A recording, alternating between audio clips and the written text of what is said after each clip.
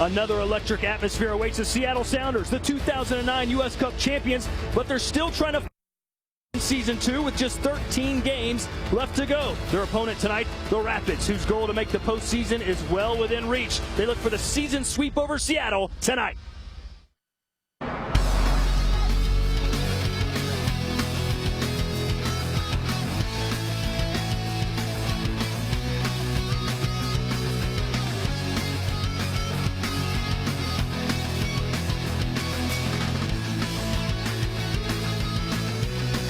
Welcome live to the Emerald City. We're at Qwest Field, where they're expecting the 26th consecutive sellout for the Seattle Sounders. What a story this franchise has been in just their second season. Tonight, the Sounders welcome the Colorado Rapids, who hope to make it to the postseason for the first time in 4 years. With a win tonight, the Rapids will move into third place in the Western Conference. We welcome you to this special edition, MLS Saturday on Sunday. My name is Todd Grisham, alongside former U.S. international Christopher Sullivan. Christopher, the big story here in Seattle, their designated player, Freddie Ljungberg, basically once out. He's not training with the team right now, trying to recoup his sore ankle. What's the latest on Freddie? Well, I think for any DP situation, it has to be a win-win for both sides. And I think both sides want to explore their options. Freddie has definitely said that he wants to explore the possibilities of maybe going to another club or going to another club within the United States in Major League Soccer. And as for Seattle, they need to keep the team dynamic. This is a team that's chasing to get in the playoff hunt, to keep the same type of form they had last year. Obviously, this is a fantastic player, and they need him on the field, but it's got to work for both sides. Well, one of the members of the Seattle coaching staff told us, listen, it's not a foregone conclusion that Freddie is leaving. It could still work its way out that Freddie comes back to Seattle later this season. But one designated player will be in the starting lineup tonight, Blaise Nkufo, who is joining Seattle from Switzerland. Big player and an intriguing acquisition for Seattle. And this is a player that holds up play well. He's very good at arriving into the area and scoring. He's got a quick release under his body. So look for him tonight. I'm excited to get a look on this player on display. Should be great. As for the Rapids, what a season they're having so far. They've only lost one of their last 8 games. What's been the change so far for the Rapids this season? Well, I think the Rapids are a team that are always difficult when you have them on the calendar. It's one team you don't want to play against. So, one, they're tenacious defensively. They have a block. They're very compact. They're solid. They play as a team. The team is a star. But they blend youth, experience, and speed. Players like Clark and Cummings that can get at you and open up with a true goal scorer in Connor Casey. All right, we'll show you our starting lineups in just a minute, but let's update you on what's happened around the league. Started on Thursday night. The Los Angeles Galaxy playing host to San Jose in the Super Clásico. Did I pronounce that right, Christopher? Yep. Clásico. Beautiful. And a quick goal from San Jose. In fact, the fastest they've scored this year. And it's Bobby Convey who gets the goal. It's 1-0, but Los Angeles would have opportunities to score. That was Dima Kovalenko. Nice save. And then Los Angeles thought they had a goal, but it's cleared off the line. Edson Buttle's opportunity not quite landed. Continue on. This one, no doubt about it. Edson Buttle, his 12th of the season. Major League Soccer, we're all tied at 1, but San Jose would not go away. Brandon McDonald receives the ball, and it's a goal. Scoring against his former team, 2-1. Could San Jose hold on? The answer is no. Tristan Bowen and John Bush, what are you doing? Landon pokes it in. One past Bush is worth 2 on the scoreboard. 2-2, your final score. Toronto looking to remain unbeaten at home this season as they hosted FC Dallas, perhaps the biggest surprise team in MLS so far this season. Dwayne De Rosario, no. Maicon Santos was released by Chivas. They didn't think he was good enough. Toronto said, we'll take him. Preki snapped him up quick, and he paid dividends on this play. Julian de Guzman to Santos, and it's a goal. His first of the season. Preki's the one who brought him to Chivas, so rightfully so, he brings him to Toronto. Then on the other end, Milton Rodriguez. What had happened was the Colombian had a great opportunity to score his first goal. He didn't there, but he does here. Off the corner kick, the little man. It's 1-1 Dallas. And then Atiba Harris, another former member of Chivas USA, nearly gives Dallas the lead. And then some controversy late in the game as Dario Sala, the backup goalkeeper, red-carded from the bench. That's not going to help him get on the field, is it? 1-1 your final score. Toronto 9 games in a row unbeaten at home.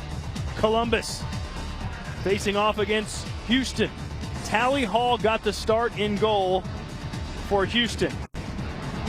Emilio Renteria said before the game, or rather said after the game, I knew he was the young keeper. I knew he might make a mistake. I was going to stay all over him, and that's what happens. Tally Hall, a gross error in the second goal of the year for Emilio Renteria. Chad Marshall with an opportunity.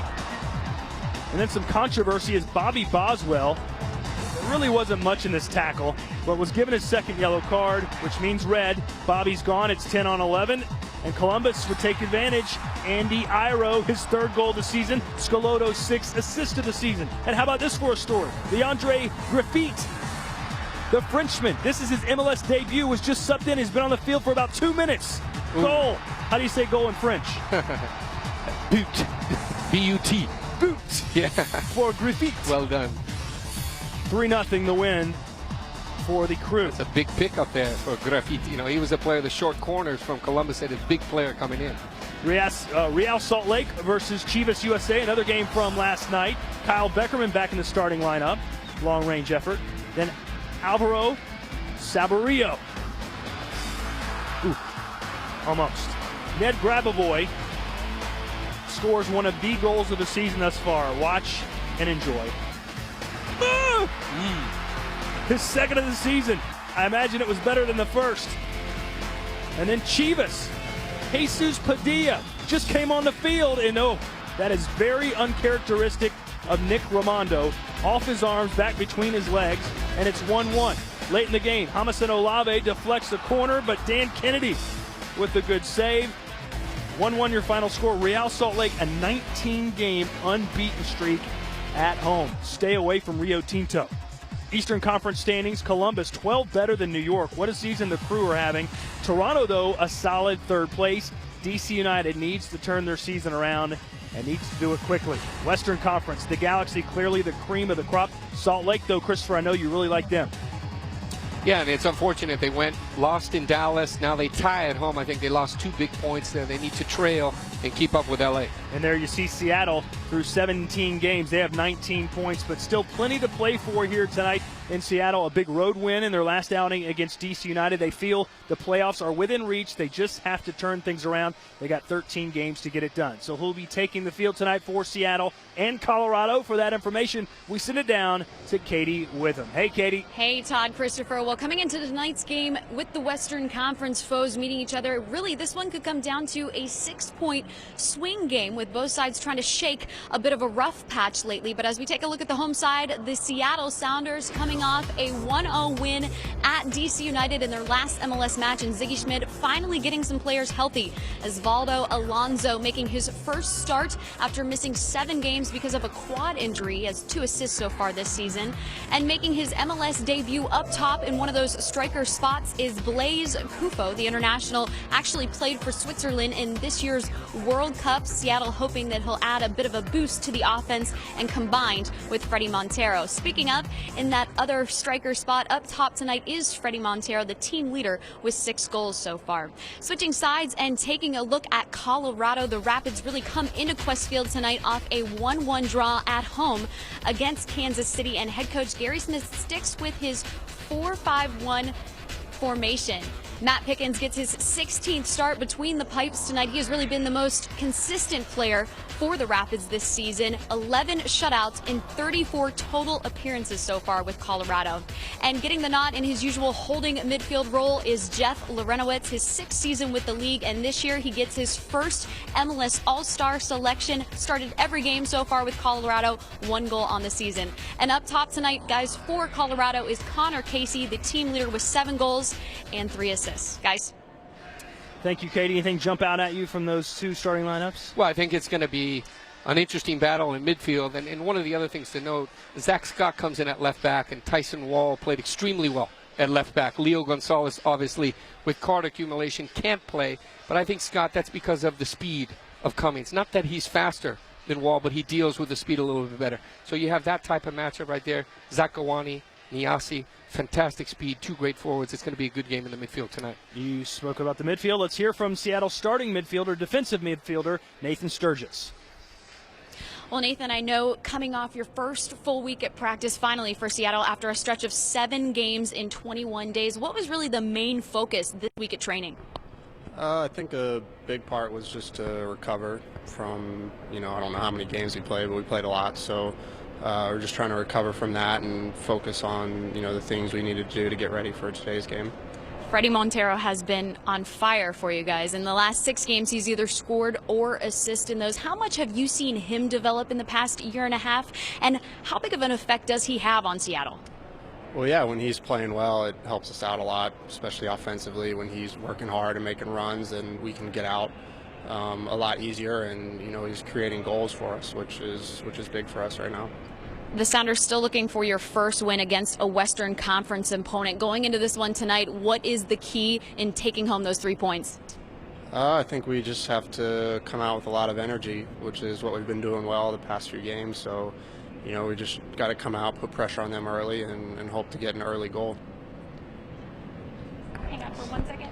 Well, Patrick, all 5 of Seattle's wins have been shutout wins. Defensively, what did you like from those games that you have to see tonight? Yeah, just playing together as a team. They always say the best defense is a good offense. I think if we get going early and put pressure on them, it'll be good for us defensively as a unit. And we need to continue just to sell ourselves out all areas of the field. When we're near someone, we got to get pressure on them, and I think we'll be all right then. And Seattle has added a new face to the roster with international Blaise Coufo. What do you like about him as a player, and how can he help the Sounders? First off, Blaise is a really good guy from what we've got this week and a half, and that really helps. Obviously, his pedigree, precedes him, and he's been a good goal scorer wherever he's been. So we just hope that he brings that to our team. Specifically, his ability to hold the ball up is very good, and just finding good spots in the box. He's going to be a tough player to play against all year. I'm just glad he's on our team. So. All right, let's take a look at our players to watch for Seattle. We start with the blazingly fast Steve Zakuani. What a fantastic player. A great explosive attacker catalyst for Seattle Sounders. For Ziggy Smith, they need to get behind that slalom, the dribbling ability to break open in the open field, those explosive short bursts, and the ability to finish in the final third. Look for Zakuani to have a big match tonight. Fredy Montero took a lot of criticism earlier this season, but he's answered his critics, and how. He's an exceptional talent. When you look, he's creative, he can improvise, he can invent in the area, he's got a view, he's got a vision, but he's best when he plays on his intuition and instinct. And the fans love to get behind him when he's in the zone. He definitely has been on form. Look for him tonight to lead this team in the attack. With no Freddie Ljungberg in the lineup or even on the bench, it's a lot more pressure now on Fredy Montero's shoulders because a lot of fans coming here wearing his jersey. He's the big name of the team right now.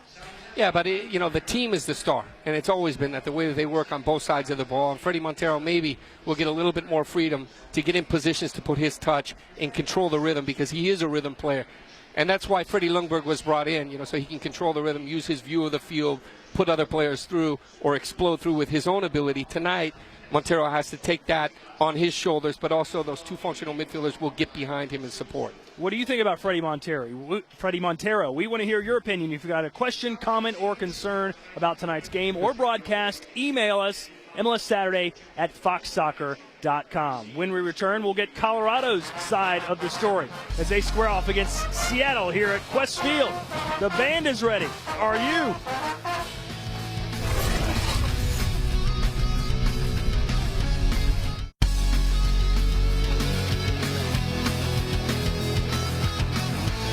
We hope you'll join us Saturday, August 7th for Team USA Journey for Glory. The show features Andy Gray, Warren Barton, Eric Winalda, Christopher Sullivan, Bruce Arena, Bob Bradley, Landon Donovan, Tim Howard, Jay Demerit, Josie Altador, and Clint Dempsey. The who's who of soccer here in the United States and around the globe. Saturday, August 7th. Don't miss it. It's time for our Generation Adidas Player of the Week, and it's Steve Zakuani. The #1 draft pick last season out of the University of Akron has been spectacular for the Sounders, scoring 9 goals and adding 7 assists in 46 games. Zakuani will be in the starting lineup again tonight. Generation Adidas helping develop future stars of American soccer. Welcome back here to Qwest Field. As I mentioned earlier, the 26th consecutive sellout expected here tonight. What an environment, Christopher. There's some great venues in the United States. Even though this isn't a soccer-specific stadium, every player in the league wants to play here. Yeah, this one's amazing. Every time you come in, it's like a a temple. You know, you look up and the fans are right on top. It's very intimate and fantastic place to play. I know Colorado's looking forward to it. They've already beaten Seattle once this season, and one of the keys to their success has been midfielder Jeff Larentowicz. He came over from New England, and he's had a fantastic year. In fact, he's an MLS All-Star. What has changed for him? Katie Witham found out. Well, Jeff, what has changed since coming to Colorado from New England about your game that has now helped you get your first MLS All-Star selection this year? I don't think a lot has changed. I think it's a similar formation to what I played in New England. But I think the All-Star game it's a lot about timing, and I think that I just kind of caught it at the right time. Well, Colorado is the only team in MLS right now not to have given up a goal in the first 15 minutes of play. Defensively, how important is that to maintain that tonight? That is important. I think that's something that we're going to focus on is the beginning of the game, because I think that Seattle's going to come with a lot of pressure, and we want to get on top of the game first. Tonight will be the first of 3 consecutive Western Conference games that you guys have coming up. Moving forward, how important is it then to take home 3 points out of this one tonight? Well, you can tell in the last several weeks that the Western Conference has gotten a lot tighter, and against any Western Conference opponents, whether the team's in last or first, you want to get a win. And I think at this point for us, considering our last 4 or 5 games, we need a win. So. Colorado right now on a 5-game winless streak, but what most overlook is 4 of those games you guys have gotten a point from. What have you liked recently with Colorado that you need to see built upon tonight? I think in most of those games we actually scored first, and I think that's great for us, scoring first. But I think we let ourselves down by allowing the other team to come back. So I guess that's a disappointment, and we need to score more goals, hopefully, and prevent them from scoring. Right now we're sitting a little more than halfway through the season. Seattle just a couple points behind Colorado in the Western Conference standings. Do you look at this game tonight as a possible 6-point game for the Rapids? Yeah, definitely, possibly, especially playing away. Anytime playing away, getting a victory, it's always a bonus. And with the team being on your conference, extra bonus. So keep them behind and we go forward. Your first trip this season here to Seattle, the only other time you were here was last year, and it was a 3-0 loss shutout for you guys. What concerns you most about coming into this field with this type of atmosphere? For me personally, I love it. I love the atmosphere. I love the fans that come out. I enjoy it, and it makes me play harder. I think for everybody. Coming here, yes, we did get beat last year, and even personally for me, I missed the penalty even last year. So for me, I'm looking forward to this game. You just heard from Omar Cummings. Now let's talk about him, Christopher. He's very dangerous up top. Well, I think he's one of the best complementing attackers in the league, along with Connor Casey. He does everything. He can slash, he can open up the wide points. He's got that speed to stretch the field and allow the midfielders that extra half a second to operate and pick out. Look for him tonight, because they're going to have that resistance and balance to break out behind his speed in those counter-attacking forays.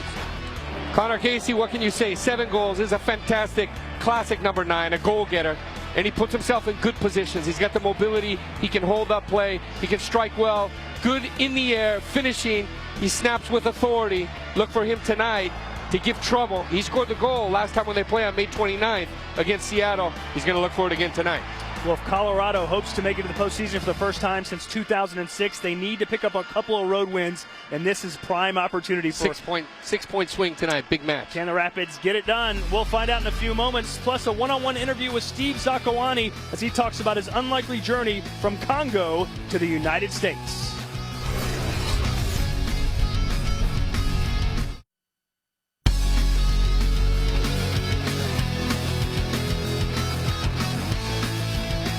Ladies and gentlemen, FC Dallas is playing great soccer here in MLS. Can they do it against one of the world's great teams? Find out Thursday, August 5th, as Dallas plays host to the European champions, Inter Milan. It's time for our goal of the week, and it comes from Roger Levesque.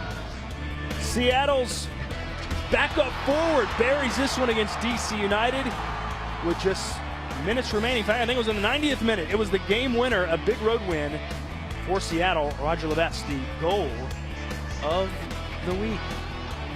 Welcome back here to Xbox Field, Quest Stadium. There's a lot of different names for this place. but one thing's for sure, it's always packed when the Sounders are in town tonight. They play host to the Colorado Rapids. Kickoff in just a few minutes, but right now let's focus in on one of the truly inspiring stories here in Major League Soccer. Steve Zakuani was born in the Republic of Congo, moved to England, and then came to the United States to attend the University of Akron. Not exactly the soccer journey that most players take, and yet here Zakuani is, one of the best players in Major League Soccer.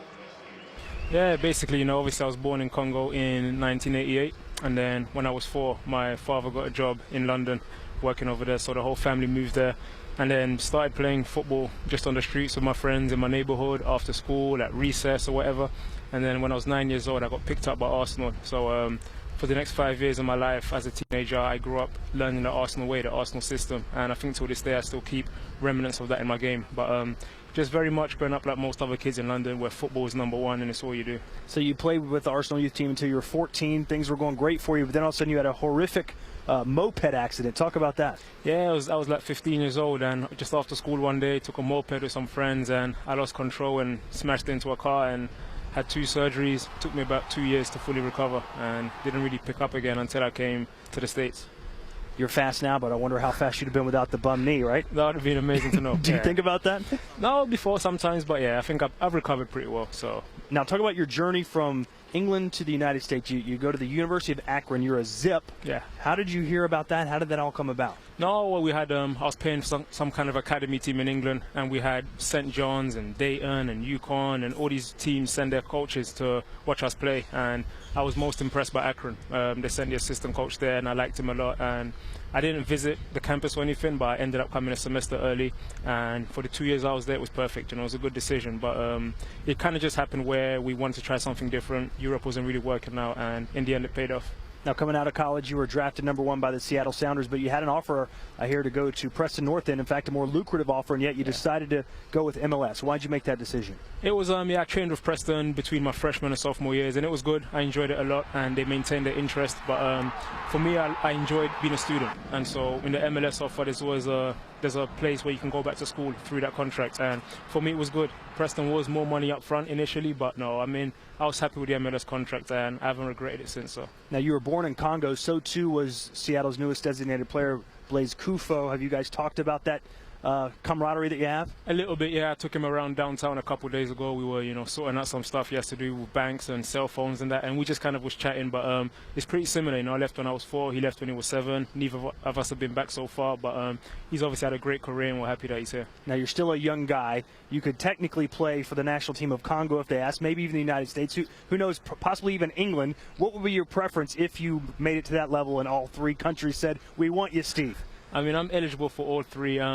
Honestly, if it came down to it, it'd be tough for me to decide. But at the moment, I'd say my heart would lean towards Congo. But I don't know what I'd do if Fabio Capello gave me a phone call in the morning. So it's tough to say. Now, notice you left the United States out of that equation. What about Bob Bradley?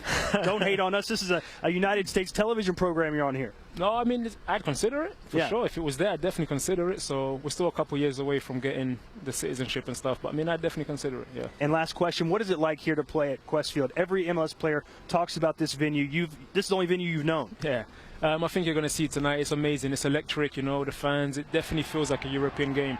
I remember after the first game here last year, Freddie Ljungberg said to me, this is just like back in Europe. And I think you'll see that. And I think it's good for the league, of course. I think more places are becoming like that. But I think this has still set the standard. And as a player coming out of college, playing in front of 1,000 fans, to play in front of almost 40,000 fans week in, week out, it's amazing. All right. Well, good luck tonight. And go USA, right? Absolutely. All right. Steve Zakuani.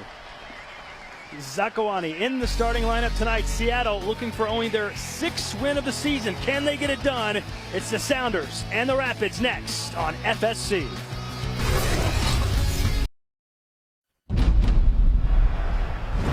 It's a Western Conference battle as the Colorado Rapids visit Emerald City to take on the Seattle Sounders, who have some of the best fans in all of Major League Soccer. Freddie Montero and Steve Zakuani lead the way for Seattle and are coming off a road win that has pulled them from the bottom of the West. Connor Casey and the Rapids saw their winless streak reach 5 games in Saturday's draw with the Kansas City Wizards, and know a win can put them into great shape heading into the All-Star break.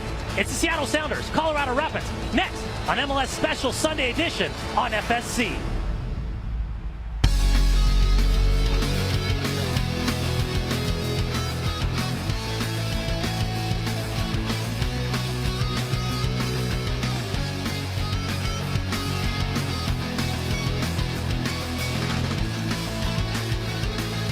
It's a special Sunday edition of Major League Soccer here on Fox Soccer Channel, live in high definition. Today, it's a Western Conference battle in the Pacific Northwest as the Seattle Sounders play host to the Colorado Rapids here at Qwest Field. Alongside my partner, former U.S. international Christopher Sullivan, I'm Brian Dunseth. And Christopher, you always hear about the proverbial 6-point swing in conference play. Today's a great example of that. Without a doubt, and you know that there's a lot at stake with this match. You know that Seattle is going to be pressing to get this result. Very important to take the attacking initiative tonight and control the rhythm. Should be great. Lineups and first half kit coming up after the break as the Seattle Sounders look to reestablish that 2009 home field dominance here at Qwest Field.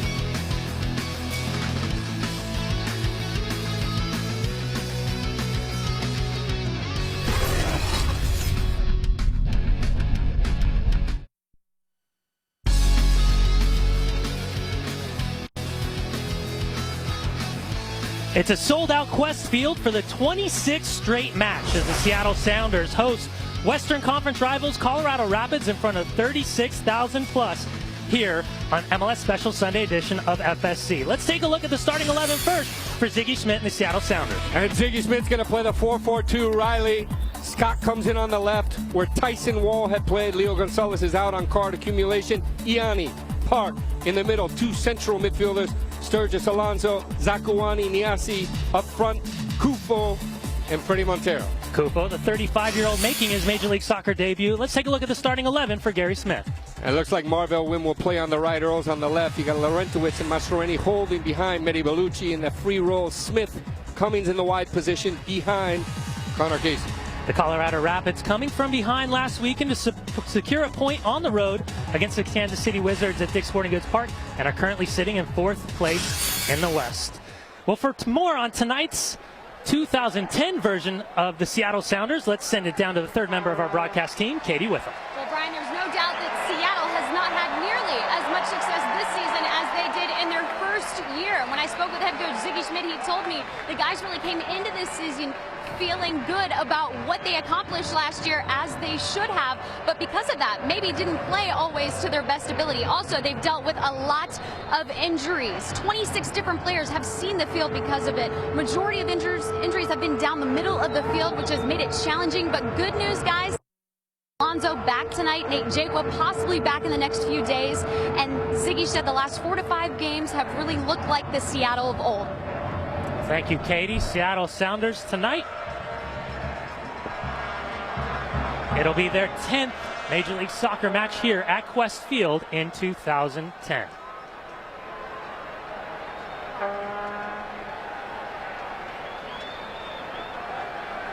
Our man in the middle, Yadir Reyes, his 9th MLS match in charge.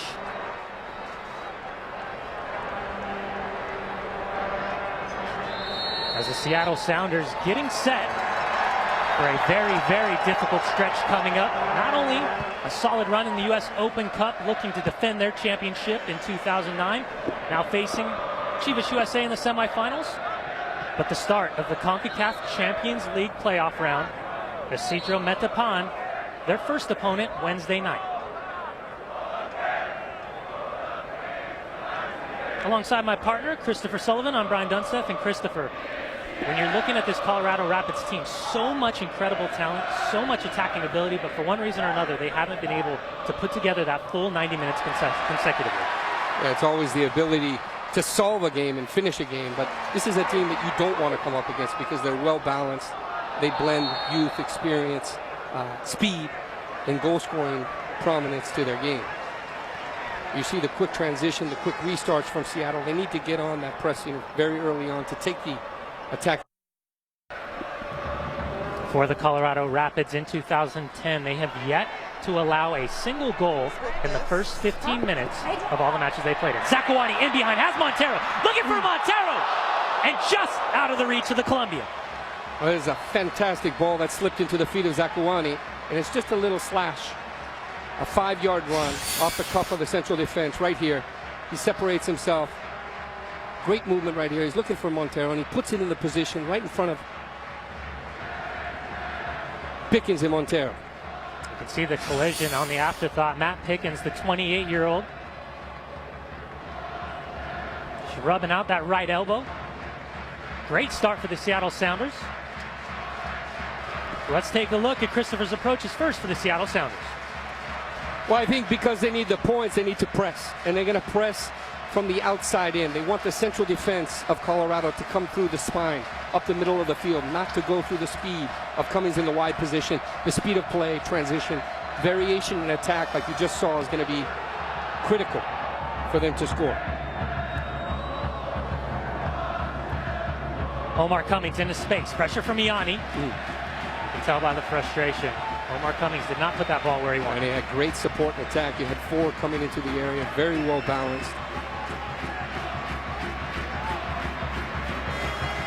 Well, we've seen Seattle's approaches. Let's take a look at Christopher Sullivan's approaches for Colorado. Well, I think for Gary Smith, they need to be tight, cohesive, balance on both sides, keep that collective equilibrium, and then control the rhythm. As much as they can, they need to control the tempo to take that away from Seattle. When the opportunity presents itself, they need to maximize those opportunities and be decisive. Pablo Mastroeni still down after going through a challenge alongside Jeff Park and finally knocked out of bounds for Yadier Reyes. Go take a look at it.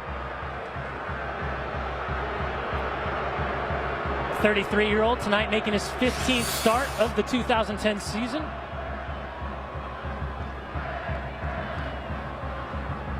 Didn't really look like anything malicious as Mastroeni went down a little bit awkward. That's really one player, not only the captain, but he's the glue of Colorado. As he's just stretching, it looks like he steps very low on the back of the bottom of his foot and hyperextends and rolls over the ball. So it could be an ankle, and you hope it's not a knee. Looked as if, like you said, he was outstretched, bottom of the plant foot, just caught for that quick second. All of his body weight going straight ahead. That strong, quick jolt. Yeah, and it's magnified when you're playing on this type of surface. The Colorado Rapids have lost just 3 times in 8 matches on the road. As you take a look at Ziggy Schmidt. 3 championships at UCLA, a CONCACAF Champions Cup, 2 Open Cups, 2 Supporter Shields, 2 MLS Cups, and the 2-time MLS Coach of the Year. It's been a difficult season for the Seattle Sounders after an incredible 2009 that saw them finish in 4th place in the Western Conference, win the 2009 U.S. Open Cup. Injuries and a congested schedule has been at the heart of it all. 10-day league break. They had that international friendly against Glasgow Celtic last weekend. Ziggy Schmidt's squad about to set off on another difficult stretch. We'll see them play 5 matches in 15 days if they beat Isidro Metapan in the playoff round and they find themselves in the CONCACAF group stage. A possible 27 matches before the start of the MLS playoffs. Sturgis has a run on the near side of Zach Scott. Scott gets on the end of it.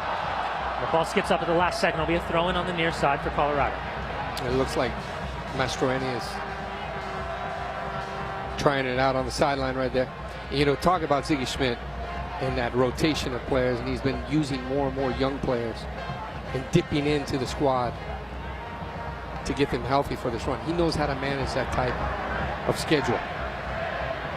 But it's important for football in this country to get through the CONCACAF Champions League for Seattle, particularly with their fans. It's going to take this competition to another level, I believe. If they see the crowds that come here, then you'll get likewise the same on the other side in Mexico and Central America.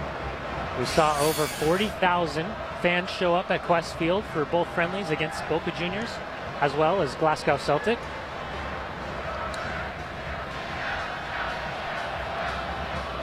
Mac Pickens looks to have shaken off that initial challenge from Fredy Montero in the opening seconds of this match. Pickens tonight, his 16th start. 0.93 goals against average, 4 shutouts. Looking to build upon a solid 2009, which saw him battle with Preston Burpo.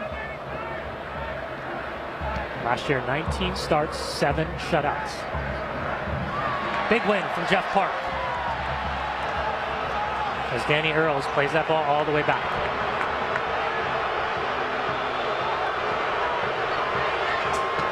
was Pablo Mastroianni down initially. Now it's Connor Casey, the 28-year-old.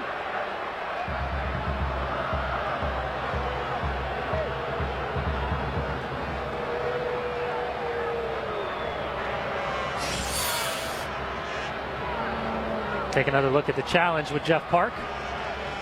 Maybe a bit of an elbow. Yeah, I mean, you can't say anything. You really concentrate on the legs, whether he comes over the top, around, and focusing the whole time on the aerial contact. He makes contact with the ball. It looks like it just comes down a little bit over his shoulder. Montero, top of the box, isolated, looking for Zakuani. Deflected on the way in. Montero, last second defending with Lorenz. Zakuani, off the post. Steve Zakuani, 1-0. Seattle Sounders, 8 minutes.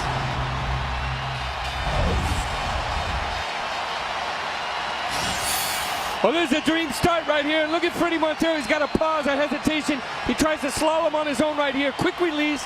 And Zakuani's got the presence of mind to pull away from the pack and strike under his body with no backspin. Watch this right here. This is magnificent. At the near post, he gets a surprise on Pickens. Kisses the bar, and off the back of Pickens. Fantastic goal and great instinct to pounce. Very unfortunate for the MLS All-Star Jeff Lorenowitz. That little poke ended up at the feet of Zakuani as Cummings isolated. Left foot shot. Ooh. Omar Cummings levels it. 30 seconds later. 1-1 here at Westfield.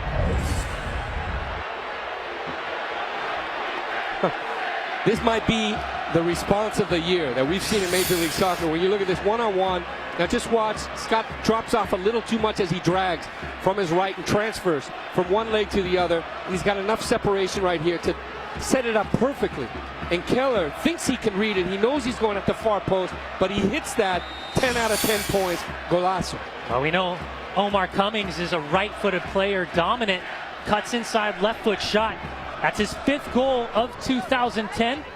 Building off last season where he had 8 goals and 12 assists with his partnership of Connor Casey. A little bit different dynamic though, Christopher.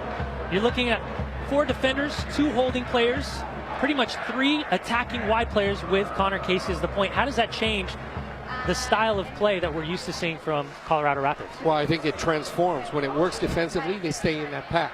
Offensively, they can slide into a 4-4-2 or a 4-3-3. Zakuani looking for the combination play with Montero. Cut out by Marvell Wynn. You see that high pressure here from Kufo. But either way, systems don't mean anything. The players have to solve it on the field. They have to have a positional sense and awareness and decision-making ability to get in the right positions and move the ball the right way. We're used to seeing Steve Zakuani, the second-year pro, attacking at will down the left-hand side for Seattle, but tonight he faces a very, very fast player in Marvell Wynn.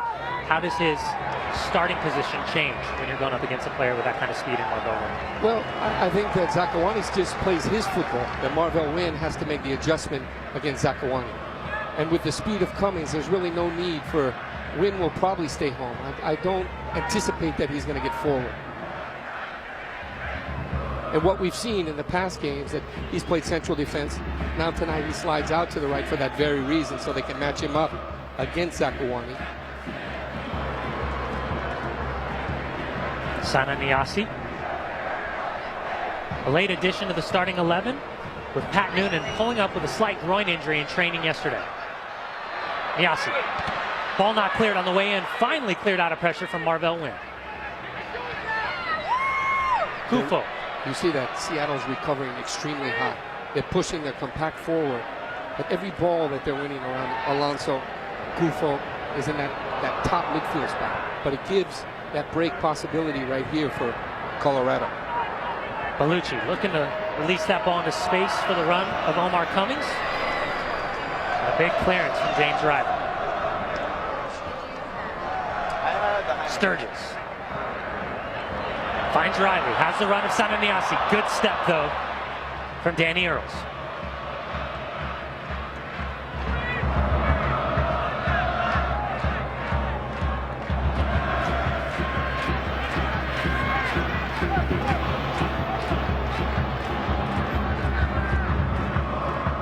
Ian finding Jeff Park, the 28-year-old, making his 8th start after After a 1.5 year wait, initially chosen by the Seattle Sounders in the expansion draft, leaving New York, elected to wait out for a little while, played a season with the Vancouver Whitecaps, was training for quite a bit, and then with the injury of John Kennedy Hurtado, his ACL tear opened up the path for Jeff Park. Here you see Connor Casey, and he has the ability to get back and solicit the ball in deeper positions. And then, because Mehdi Bellucci is supported with two functional central midfielders, he can go forward and open up the space and allow Casey to get a good look from 25+ yards. Well, we know for the Colorado Rapids they have two midfielders holding in Pablo Mastroianni and Jeff Larentowicz. But for the back line of Seattle, how does it change their decision-making process? You know you have a big striker in Connor Casey, but then you have those late darting runs. Omar Cummings, we've already seen his ability, and then Mehdi Bellucci coming down the heart and soul of this. Well, I think they have to have defensive vision, of the on-rushing movements coming forward. Cummings, the pressure was too, and you see him down right here. They gave him too much space. When you're that close to goal, you have to be tight and look for a second player to come in and support. One of the things that we're seeing, Brian, very early on, and Ziggy Schmidt had talked about it, they want to funnel the central defense of Colorado to come out and make through the central defense, and they've had 2 early turnovers in that position. That's by design. So, good game plan. They're executing it. They're putting high pressure. They're recovering in the midfield. Zach Scott getting a piece of Omar Cummings on the near side. Scott getting the start tonight as Leo Gonzalez, the Costa Rican, is missing this match because of yellow card accumulation. There were questions whether Tyson Wall would get the start. He had a strong showing against Glasgow Celtic last week. But Ziggy Schmidt electing to go with Zach Scott, giving him his second start of the season.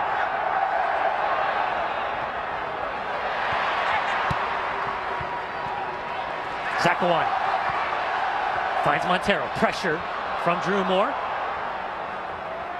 And recovered from Colorado. Montero bumps Marvell Wynn, gets his head up. Larentowicz with a little bit of a shove, and it'll be a free kick opportunity for the Seattle Sounders. That was good work. And you see he catches the second little late tackle right there. He floats off the shoulder of Marvell Wynn. Doesn't have enough resistance right here. He can deal with that. There's the bump. He continues off. The second one, he gets the benefit of the doubt right here. Just stretching around Larentowicz. Get an upper body push. Colorado Rapid captain Pablo Mastroianni sprinting to the referee, just showing the shoulder, saying it was the same challenge that Fredy Montero had just moments ago on Marvell Wynn. Our referee, Yadir Reyes, just his 9th MLS match in charge. 36,000 plus here at Quest Field. And keep an eye on Kufo. He gives the same element that Jaco did for so many games. Just following up in front of Pickens. Alonso, Montero. Cleared out by Marvell Wynn. Put back in by Jeff Park. Matt Pickens will let that roll out for a goal kick.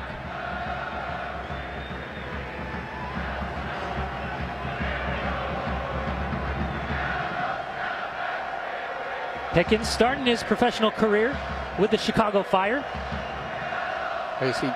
Ended up at QPR in 2008 before returning to MLS.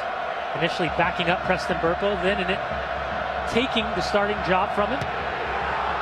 Yeah, they were happy to bring him back. A big acquisition to bring him back and solidify an already complete team. We just saw a moment of Gary Smith talking to all 4 back to say, get up more, be more compact, even on this last kick right here. So he gets preoccupied with that. And it's very important, though, to keep the fluidity and the ability to play instinctive, as a team on the field. That's when Colorado play their best football. Normally that's been in the last 20, 30 minutes of the game, but I think it was a great start, particularly with the response from Cummings. Great ball up over the top, releases Niasi. He's got Zakawani. Niasi! Oh. Steve Zakawani makes it 2-1. 17th minute with his second goal of the match.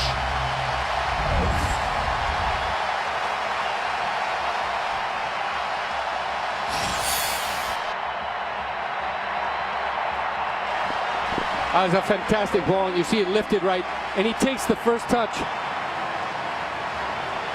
Niasse at full speed. He's got the presence of mind, the control, and then the angle to put himself and just slide it. He's got the half rhythm right here on the release, and he surprises Pickens under his body. Zakuani does not make a mistake. Punishes again with that pouncing instinct, and 2-1 well deserved for Seattle. Santa Niasse, the 21-year-old, getting the start because Pat Noonan went down with a slight groin injury yesterday at training. That's the second time he's found himself in a very dangerous situation, this time finding the feet of Steve Zakuani. Zakuani, his 7th goal of 2010. And you got to go back to the ball that was lifted over the top. And there was a hesitation, there was a look, there was eye contact, and that's when Zakuani hit and slashed behind at an angle, lifted up perfectly with impeccable precision, and a fantastic goal.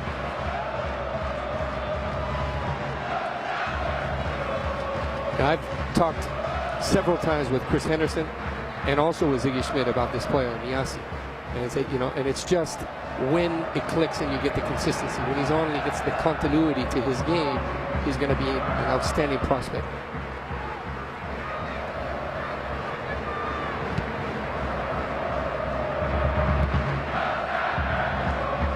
Casey combines with Cummings. Ball deflected initially, cleared by Park.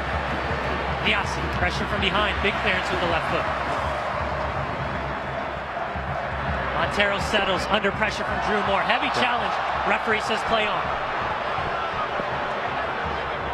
Flicked on ball into space, Niasse's onside and into the hands of Matt Pickens. Now you see a new variation to the repertoire for Seattle. A ball lifted over at an angle into Kufo, and he's got the presence of mind to flick that on to Zakuani. Cummings back to Mastroianni, overlapping run from Marvell Wynn. Petrogiani just knocks that ball out. No, I should say Niasse is more central right there. Bellucci, pressure from Alonso. Has Wynn, first time cross, looking for Connor Casey. Look out. Deflected, and just touched over the bar from Casey Keller. That is beautifully orchestrated right here. Wynn with a fabulous cross. And this is what Connor Casey can give you that really only one other striker in the league can give you, running away from the goal.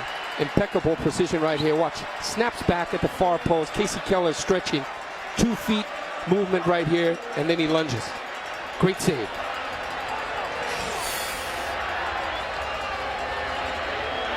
First corner kick of the night. Come from the near side.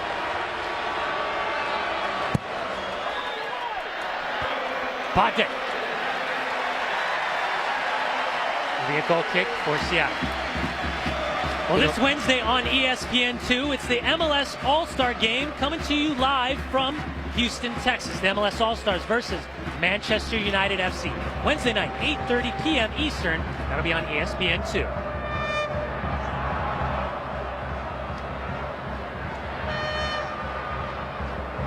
Lorenowitz finds Cummings, skips past Riley.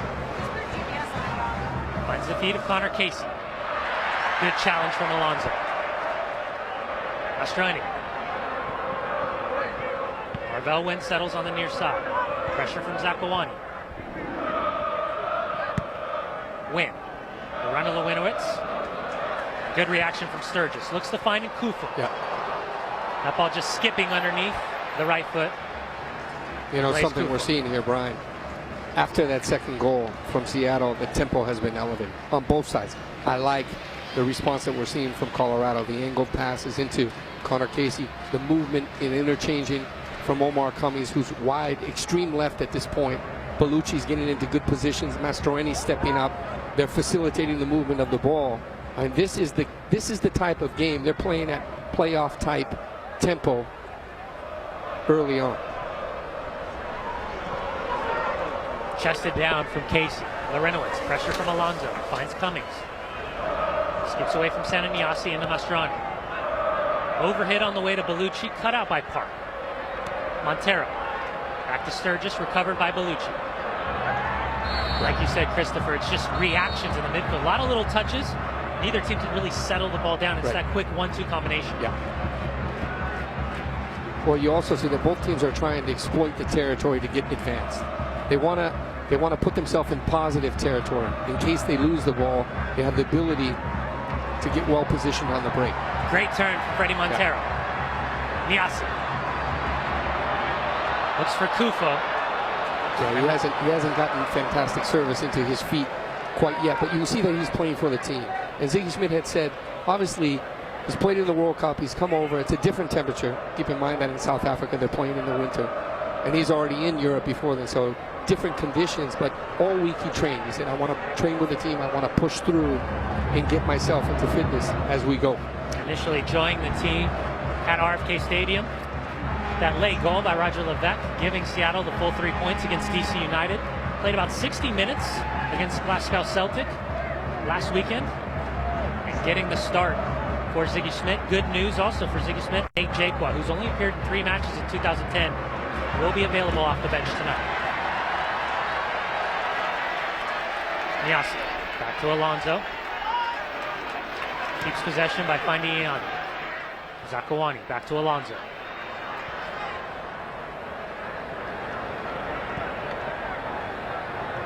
The 27-year-old Osvaldo Alonso, fully fit. Tonight getting his 9th start. 2010. Iani, left-footed ball up over the top. Drew Moore, snap header. Bade. All the way back to Matt Pickens. A lot of confidence in that header. Yeah. From Julian Bade. Malucci. Scott closing down space. Back to Mastrani.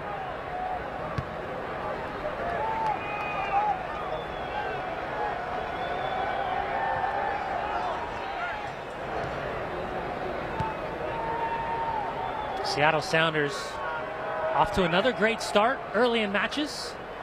That's 7 goals in the first 15 minutes. Well, Rick, you see how Zach Scott cuts this out with good timing. We're seeing 2 things happen right now. Marvell Wynn is taking an extreme wide position. Also, he's advancing, getting closer into Cummings, so Cummings can move from outside in between the 2 lines, the 2 defensive lines of Seattle. Well, this Tuesday, July 27th, CONCACAF Champions League preliminary round first leg. LA Galaxy hosting USL's Puerto Rico Islanders. That'll be at the Home Depot Center, 10 p.m. Eastern, live here on Fox Soccer Channel.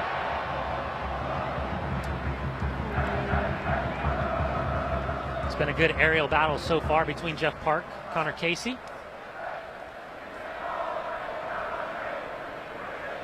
Casey's always been known to be the type of player that can body in, hold players up, to win those aerial challenges.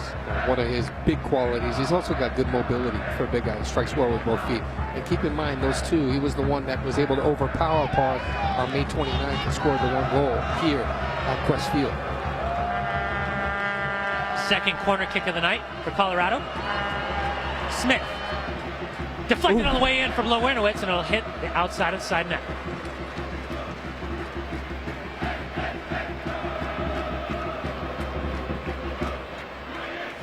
Good look at Casey Keller, the 40-year-old. 18th start.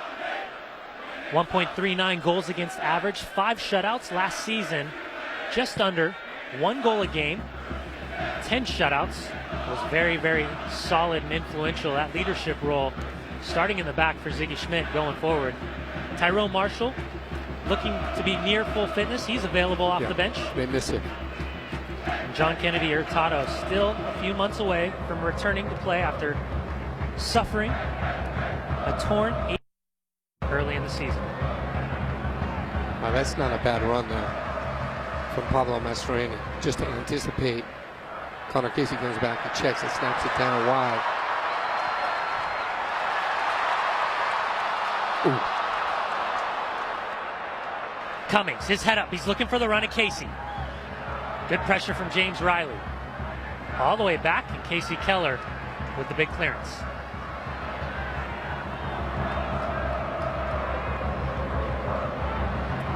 You know, even when you see that Connor Casey is the designated target, it's still difficult for the defense to stay with him. You know, it looks like it's predictable, but he still continues with his movement. He fights. He gets the 50-50 balls. He nudges. You know, he's able to turn, so he's got a surprise element as well. And just enough resistance. You know, from what we've seen, that he's keeping that back 4 of Seattle pretty honest. Normally when you're the home team and you're getting forward and you're only playing with one striker, you dominate, you play on your terms, but it hasn't been that way just yet. Park all the way across to the near side to Iani. Pressure from Casey. Niasi now switched to the near side. Alonso looking for that ball up over the top.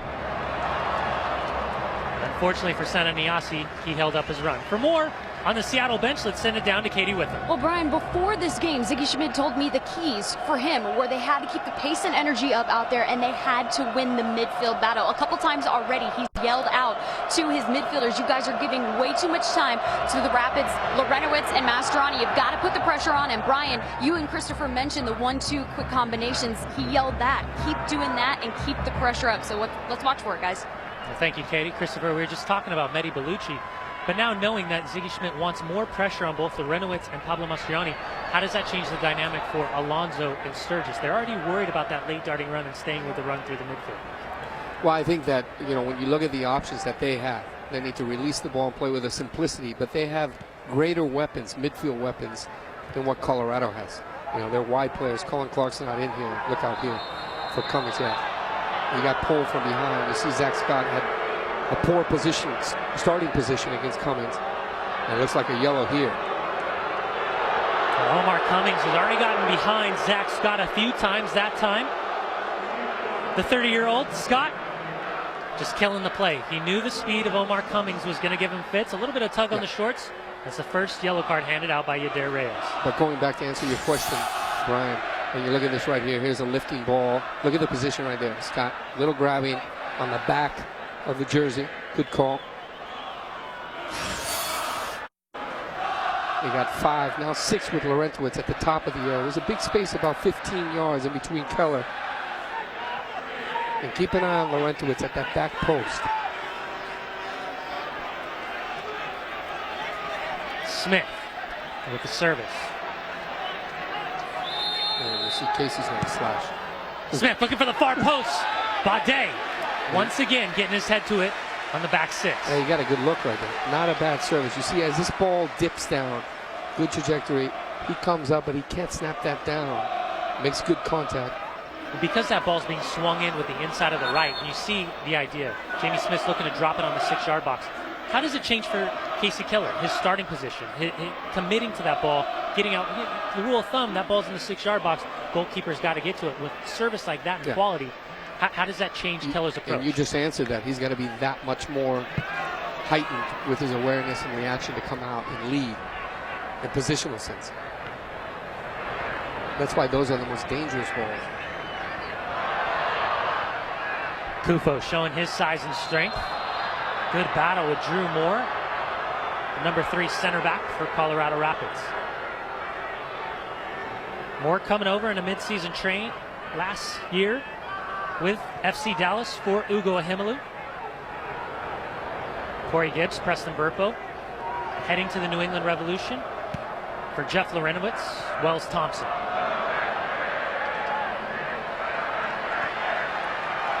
Montero turns, time and space. He's got the run of Niasi. Pressure from Lorenowitz. Montero looking to combine with Kufo and recover by Mastroeni. Well cut out from both Laurentowicz and Mastroeni right there. And there's another good recovery. We're seeing good movement off the ball. Cummings gives that free floating variation. Good ball. There's that run and the speed of Marvell Wynn. Zakuani recovers. Speed versus speed. And our referee gives the 3rd corner kick of the match in favor of the Colorado Rapids.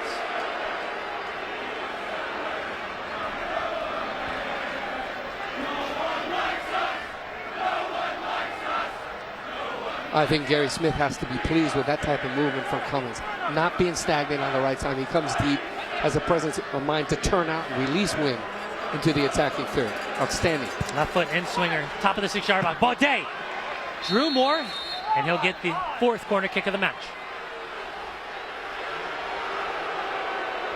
The delivery has been spectacular.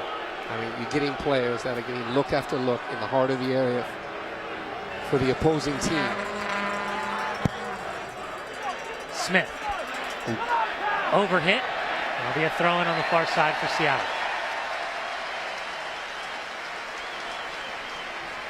32nd minute here at Quest Field. The Seattle Sounders up 2-1 over the Colorado Rapids. An eighth minute goal from Steve Zakuani, followed up just 30 seconds later by Omar Cummings, leveling the scoreline. And then it was Sana Niasi, his assist, finding Steve Zakuani for a simple tap-in, giving Seattle the lead in the 17th minute. Mastroeni recovering, finding Casey. Casey out to Bellucci, isolated. Flipped up ball, looking for Casey and cleared from Iani.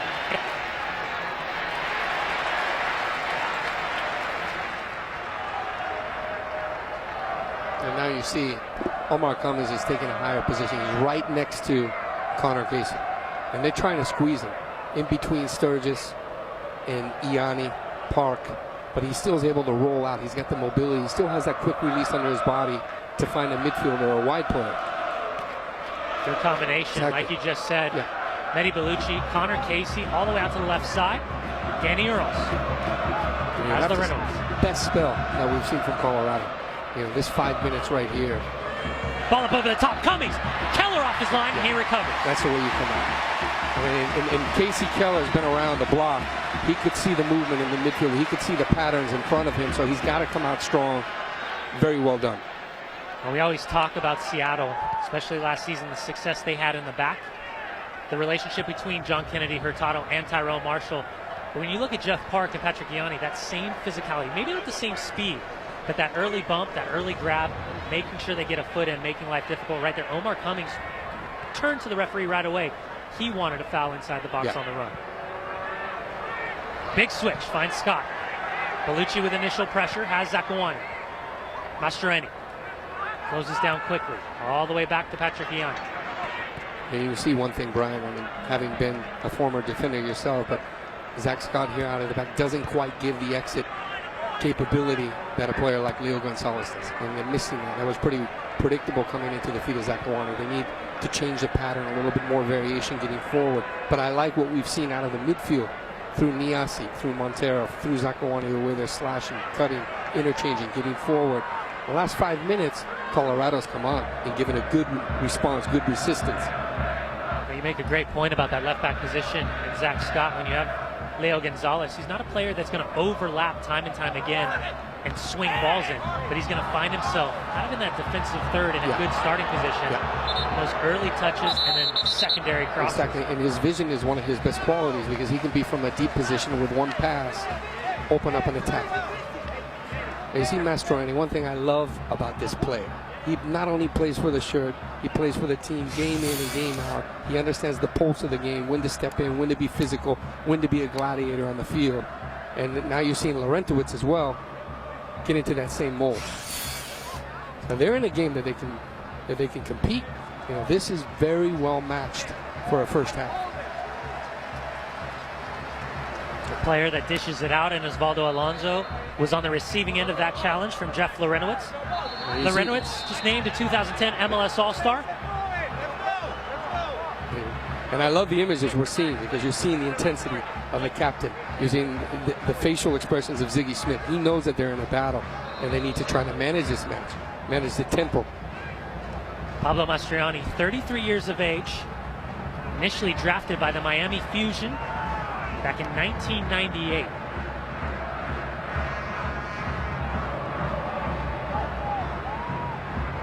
Iani, good choice. Finds right back James Riley. Riley to Montero. Niasi isolated once again. Little scooped up ball up over the top. Initially good read by Drew Moore. And Drew Moore will let that ball go out of bounds for a goal kick.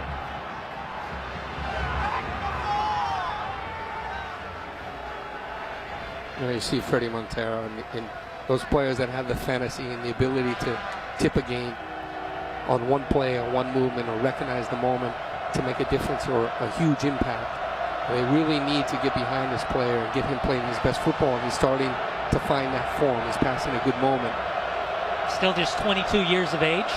4 international appearances for Colombia, the 2009 Newcomer of the Year for MLS.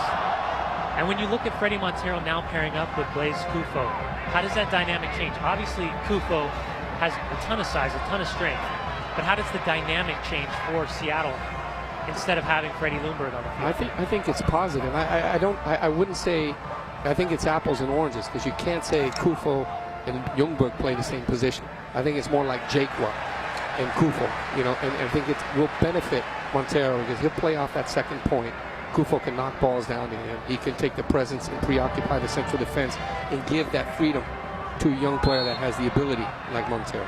And the trend that we've seen in world football, particularly from the Colombians, you know from Santos, the players that they have in Quintero, you know, just fantastic young players. And I think that this was one of the best acquisitions that we've seen, you know, along with Espinola and Morales at Real Salt Lake for this league.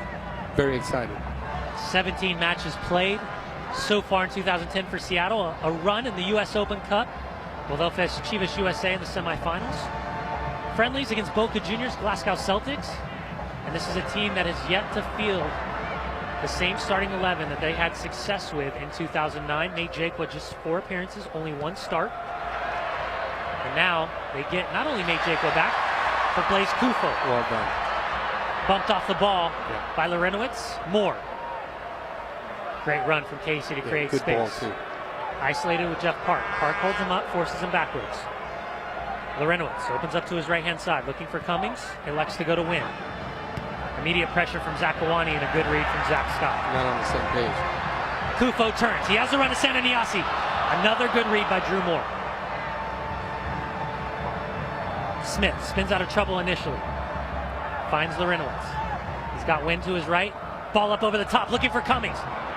Great challenge from Jeff Park as Cummings was in behind.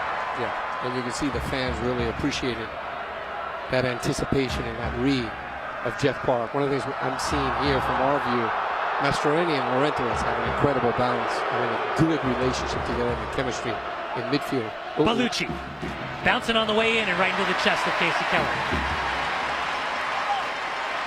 I thought it was interesting, Jeff Larinowitz talking to Katie Witham in our pregame show.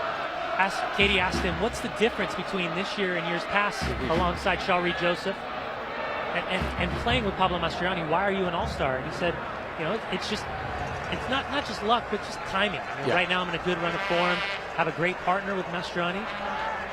And if you look at Larinowitz, he's never the player that's going to completely take over a game, but he's definitely going to add to it. Without a doubt. He's a player every team wants to have. He's one of those players that gives you more than you expect consistently. Larinowitz, the 45th overall pick in 2005, coming out of Brown. Well, you just see the ball that he lifted there. He was looking to his right. He lifted a diagonal ball into Cummings. It looked as if he was maybe thinking about Casey. Well, you do see Colorado, when they're trying to keep possession, they like to keep the ball on the deck. They like to bring the team in. But when they recognize the pressure, they're not afraid to utilize that speed of Cummings, Casey, or even bringing in Jamie Smith on the left-hand side. Montero gets his head up. He had Zakawani, elects to come to Kufo. Kufo spins away, bodies off Bellucci. Scott looking for Kufo. Big bump from Mastroeni. Yeah, this was unfortunate because I think Scott did well to recognize the opportunity to get forward. He put himself in a good place. I thought he was going to cross from that, but he looked for one extra link pass into Kufo. You know, one of the things that Ziggy Smith's got to think about at halftime is that pressure that was so successful in the first 10 minutes has dropped off. They haven't been able to funnel the central defense out of the back. So just try to readjust and modify the balance and get that right.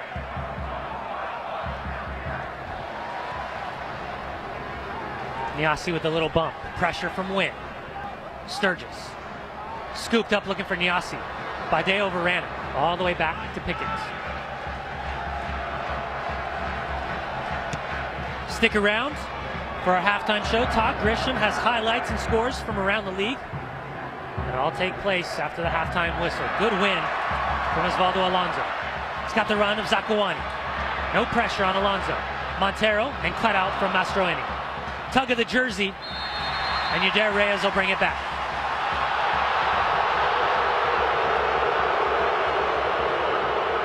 $36,000 plus here at Qwest Field. Don't like it, but Yadier Reyes was calling the initial challenge from Fredy Montero a little shirt tug as you take a look at the Brahmin.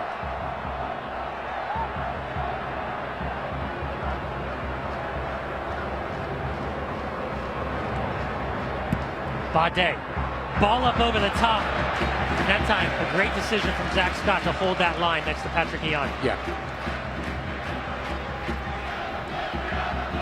We're seeing now the impetus in attacking initiative is coming on a little bit more from Colorado. Time and time again, they're cutting out the central defense extremely well with good timing. The central midfield starting to get better, cohesion together on both sides of the ball. Not only winning, but they're starting to see the outlets going forward, and they're pushing it a little bit quicker. The transition game has been accelerated. They're trying to catch those weak spots of Seattle as they're trying to push forward. So should be interesting as this opens up. Naturally, in the second half, you're going to have an elevated tempo and an open game. Niasse put into space. Great recovery screen from Marvell Wynn. Through the legs, a little bit of a bump. No, Wynn will keep it in. One, yeah. But perfectly weighted ball from Alonso there. Playing and movement. Ball goes inside, stay with the run, overlap. That ball skips off of Zach Scott. Speaking of the second half, Terry Box, Nate Jaco, Roger Levesque, Tyrone Marshall, Tyson Wall, Miguel Montano, and Mike Seaman all available tonight for Ziggy Schmidt. See, they're trying to get that balance right between, you see Montero and Niasse, they're both walking on the weak side right here, but they haven't done a good job incorporating themselves deeper in the midfield, closer to Sturgis, closer to Alonso for the short exchange and quick combination. Riley gets turned around, recovers, little flick, good piece of skill. Keeps that ball in, the pressure from Smith, it'll be a throw in the far corner for James Riley. Finds Sturgis, good initial touch, big clearance. Bade, the bump on Montero, and quickly switch from Kufo. Niasse against Wynn.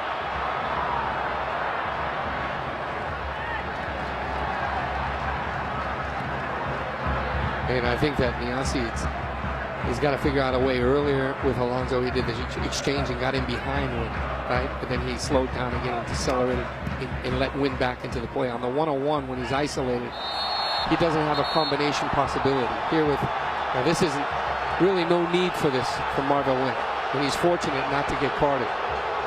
Marvell getting away on the challenge, a little bit of a swipe. Yeah, and he's just putting his presence there for good measure. He's letting them know, I'm not going to make it easy for you. I'm not going to allow you to turn and have your way.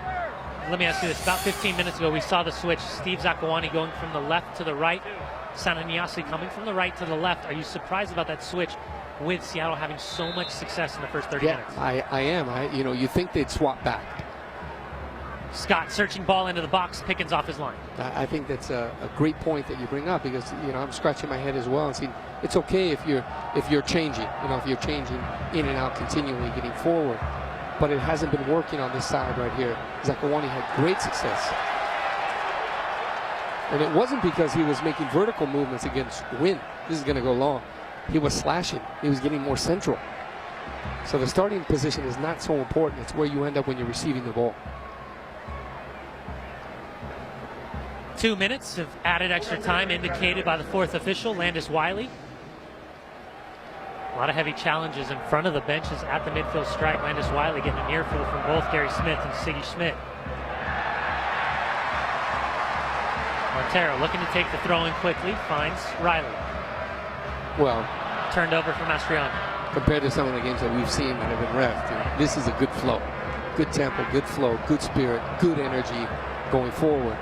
And you have to say Colorado is very much in this game. They're getting looks, they're getting forward. They scored an outstanding, spectacular response goal from Omar Cummings. And they're starting to build confidence in the midfield. Flicked into space by Connor Casey into the hands of Casey Keller. He'll look to slow things down, give Seattle Sounders the 2-1 lead leading into the halftime break.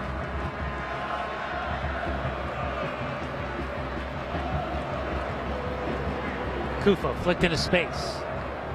Bade with the clearance. Kufo lifting it up over the top. Again, Bade. And finally, Lorenowitz lumps it out of pressure. And we haven't seen Seattle really play out of the back. From the keeper, out of the wide positions, out of the defense, playing through the midfield, they're bypassing, looking long and trying to win in higher positions. And that makes it difficult because you're playing against Mastroeni and Laurenti, which are good ball winners in midfield. Zakawani has Montero. Montero looking for the far post for Niasse. And Bade knocks it out for a corner kick. Yeah, and I think he chose the wrong target. If you look at this run, good look, and Montero has all day. Again, good explosive movement out of the midfield. Zakawani finds himself in a position more central. He releases Montero, then he lifts it, but he had Blaise Gouffon right in the heart of the area at the first post. Sturgis, in-swinger, looking for the far post. Bade with the clearance. First time. And shot on the way in, but our referee, Yadier Reyes, will signal the end of the first half. That's a dream strike right there. That's what you look for. I love this first 45 minutes. I think that it'll be elevated in the second half. You got to give credit to Colorado the way they responded against a very attack-minded Seattle. Should be great in the second half. Steve Zakawani, 2 goals in the 8th and 17th minute. Omar Cummings, he got his goal in the 9th. Seattle Sounders up 2-1 after the first half. It's MLS Special Sunday Edition here on Fox Soccer Channel.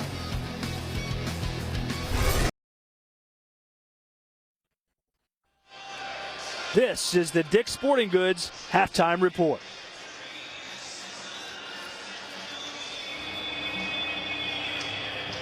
Welcome back here to Qwest Field, ladies and gentlemen, and a big week from CONCACAF Champions League. Toronto versus Motagua from Honduras, leg 1 here on Fox Soccer Channel. And then the Los Angeles Galaxy will face off against the Puerto Rico Islanders. That's Tuesday at 10 o'clock. And it continues on Wednesday right here from Qwest Field.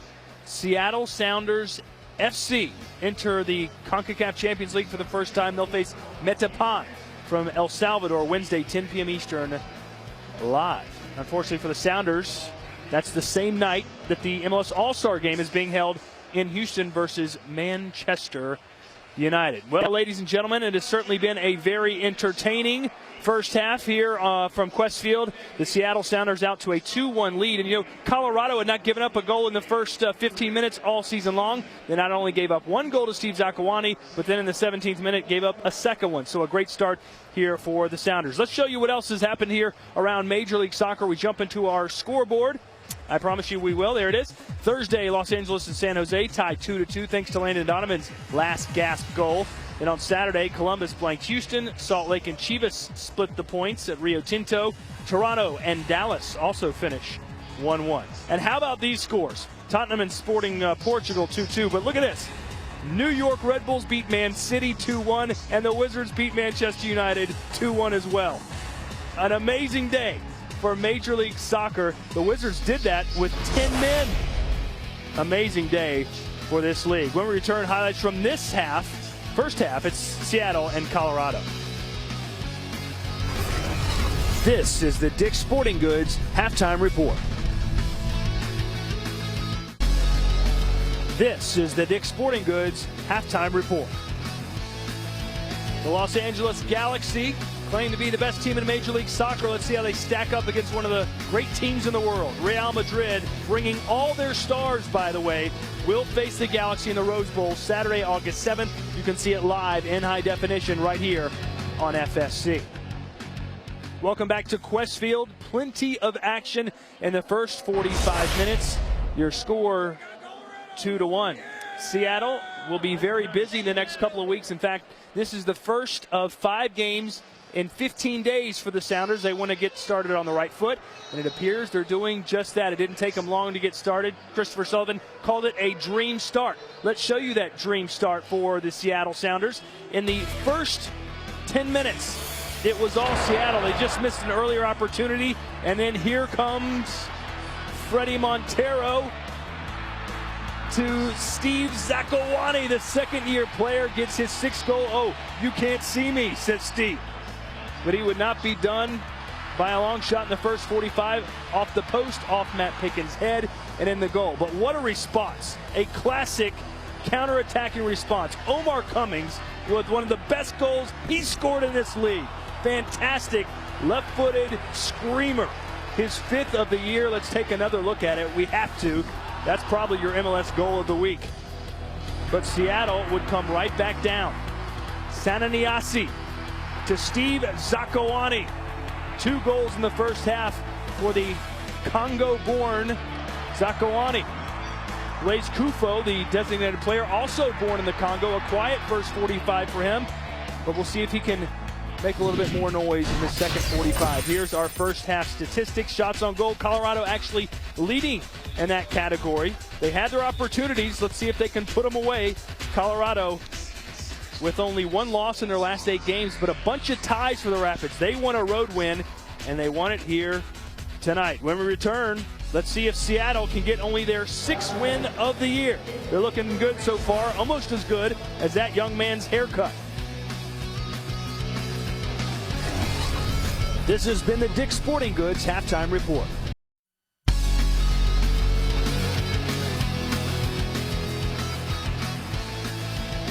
It's a special Sunday edition of MLS on FSC, live in HD. That man, Steve Zakuani. His goals in the 8th and 17th minute, giving the Seattle Sounders a 2-1 lead over the Colorado Rapids here in front of a sold-out crowd at Quest Field. Alongside my partner, former U.S. international Christopher Sullivan, I'm Brian Dunseth. Christopher, fast-paced first 45 minutes. Second half, what are you expecting from both teams? Well, I think for Seattle, it's very important. Even though they're up 2-1, they have to get the midfield right. They have to tighten up, be more compact, cohesive, and also facilitate the movement of the ball. A little bit quicker movement, better interchanging, getting forward to solidify the midfield and break out from those positions. Also, incorporate Zakuani. Incorporate Zakuani more centrally, not in a wide position where he's isolated.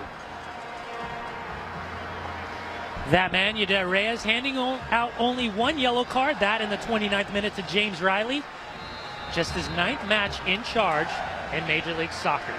I think if you're Gary Smith, you got to be pleased. You know, it's excellent balance between the defensive phases and attacking phases. The right amount of resistance and breakout in attack.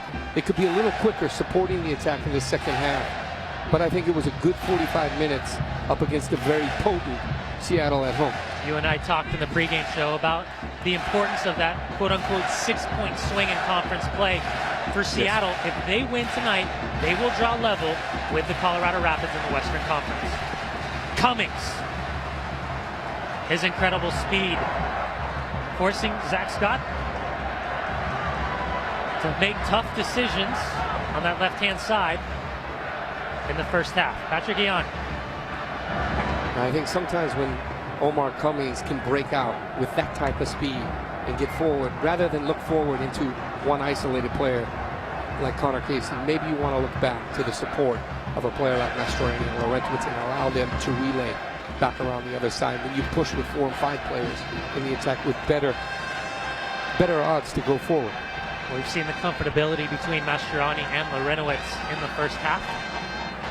Never afraid to get stuck in, but so talented when creating opportunities for Colorado. Sananyasi! Pickens quickly off his line. As you look for that continuation of explosive short burst from the wide position from Niasi. He was so bright in the first 5-10 minutes. Well, we saw the last 15 minutes of the first half. Steve Zakuani, Sananyasi switching sides. Yeah. Now they're back to their starting position. Sananyasi on that right-hand side. Steve Zakuani matching up with Marvell Wynn. And I think that's an adjustment that had to be made. You know, you'd have to say that Ziggy Smith is one of the most astute tacticians in the league. You know, nothing slips by him. So he had to see that, and the formula wasn't encouraging for a good 15-20 minutes, and I think that's where Colorado came on. For an update from the coaches heading into the second half, let's send it down to Katie Whiffen. Well, Brian, I caught up with both head coaches, and for Seattle, Ziggy Schmidt obviously very happy with their offensive effort. He thought a lot of Colorado's play in the first half was really coming up that right side. He needs to see Seattle do a better job of forcing them to play on the left side versus that right side, but really also come out here and keep the pace they were able to get in the first half. On the other side of things for Colorado, Gary Smith was pleased with his team's play. He said after the first 10 to 12 minutes, they really settled down and controlled good portions of the game. He was extremely happy with Omar Cummings. He says he has to see more of his speed here in the second half. And really the only other thing that they need to fix is their outside backs. Colorado has to be aware of Seattle's pace on the outside, guys. Thank you, Katie. You brought up a great point. Seattle, in the first 15 minutes of the second half, have given up 6 goals in 2010. Now, Christopher, you look at that stat, you don't want to read too much into stats. When you see 6 goals given up in the first 15 minutes of the second half, what does that tell you? Are they just not starting quick enough? Well, I think it's the goal. It's right along the lines of the goal that we saw from Cummins. You know, you let down your guard after a bright start. Good step once again from Marvell Wynn. Zakuani putting the pressure, deflected, and it'll be a throw-in on the far side for Marvell Wynn. But you can see the attacking structure and presence from here of Seattle is much better. Look how connected the 3 lines are in between the midfield, the forwards, and the attacking midfield that's in between the 2 lines. So they're pushing a little bit. You know, you can see that structure and balance is much better. We talked about the substitutes for Ziggy Schmidt in the first half. For Gary Smith, Colin Clark, Kazuki Kimura, Claudio Lopez, Wells Thompson, Quincy Amarikwa, and Scott Palguda all available tonight off the bench. Mascherani looking for Smith. You know, we heard Katie talking about Ziggy being preoccupied with that right side of Omar Cummins, but most of the passes that were the entry passes into his feet weren't coming from Marvell Wynn.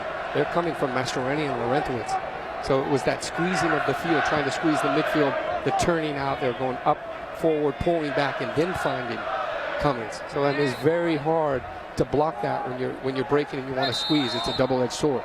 Well, speaking of that double-edged sword, with them finding Omar Cummins so many times on that right-hand side, is that a direct correlation with the positioning of Mehdi Bellucci, really forcing Seattle to tuck in as a unit? Without a doubt. I mean, his movement, the way that he's, been floating around above Connor Casey and behind and in front of the 2 central midfielders has been the difference. Casey. Ooh, that one has to be for him. He was looking for the run of Jeff Laurentowicz, and he just got caught up on the surface. Zakuani pushing the pace. Niasse all the way across. Initial bump from Drew Moore, and another bump from Niasse. And he lets it go.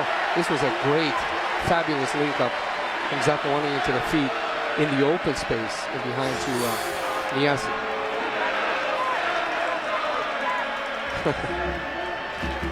Those 2 collided just minutes earlier when Sena Niasse got across the baseline when Matt Pickett came off his line. Yeah, that should have been a foul, in my opinion.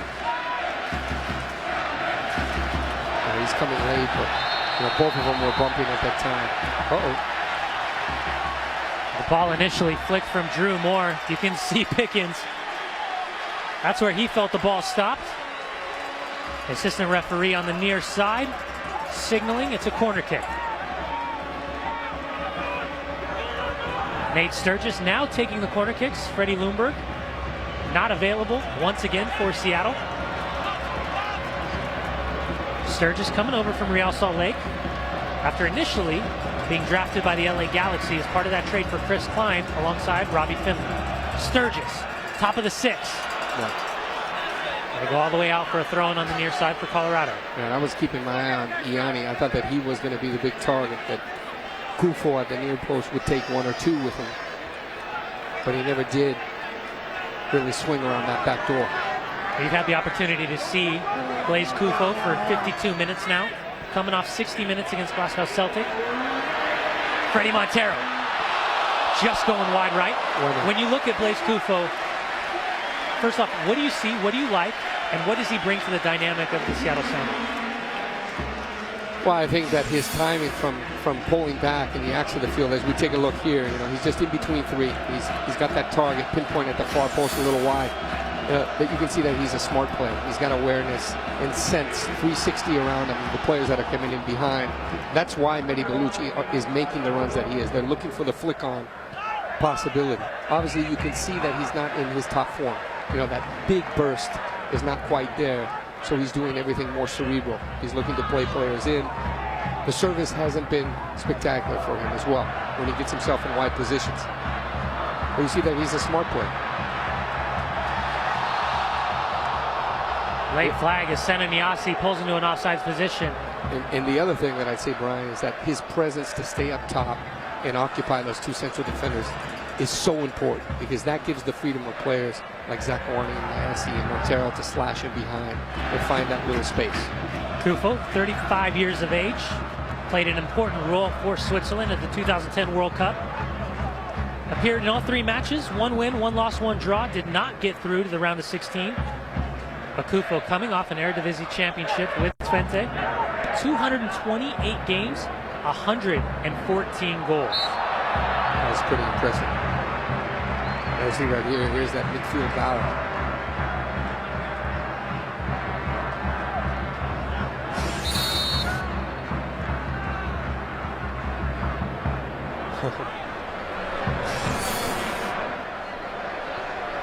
Zakuani back to Scott. Pressure from Cummings. Looks for Sturgis. Little flick blocked out. Ian scuffs that clearance. Alonso recovers, turns it back over. Once again, Christopher, you talked about the first 45 minutes. The inability of both teams to settle things down because of the immediate pressure put on the ball. Well, you'd have to say that the midfield orchestration is a little bit better, at least in the deep line midfield from Colorado. They're more lucid, a little bit more fluid playing out. I think Ziggy Schmidt might make a change. It might be, look out. Larinowitz clipped in ball looking for Casey. Going back to Michael Seaman. He's a player that has a good vision. Great ball. Win. Looking for Bellucci. Ooh. And last second defending. Jeff Park just pushing that out. Well, that was a fantastic recovery from Park. You could see the writing was on the wall. He had already been beaten at the far post right here. Keller can't get there. Fantastic service, and Park's able to come back and make the adjustment and flick that out. Fantastic. The first time we've seen Jeff Park in a last-second ditch defending situation. 28-year-old making his 8th start for the Seattle Sounders. But that all started at the feet of Mastroeni. Again, he's sitting a little deeper, that balance between Laurentowicz, and is starting to put that bite in the midfield. A little better orchestration, and so maybe instead of having two functional central midfielders, you see the battle. This has been going on all night. Smith, Riley. And it looked like that battle right there could have gone either way. It's a set-piece opportunity for Colorado. It'll be Jamie Smith standing up over the ball as Gary Smith shouting out directions from our touchline. In swinger, Smith. Bade. Not cleared. Moore. Cummings cut out, last second defending by Zach Scott. All the way back to Win. Has the run of Larinowitz. Larinowitz lets it get into space around him. Larinowitz deflected once again from Jeff Park. Ianni takes a bump from Casey. Big shoulder challenge from Larinowitz. He goes down, and he earns the free kick. You talk about intelligent runs, and Laurentowicz saw how wide Cummings was. Scott was right on him, like glue, and he just hit that channel perfectly and found a hole to get forward. Ziggy Schmidt has his entire substitutes bench up and warming up behind Matt Pickens for Gary Smith. Not a single player off the bench yet.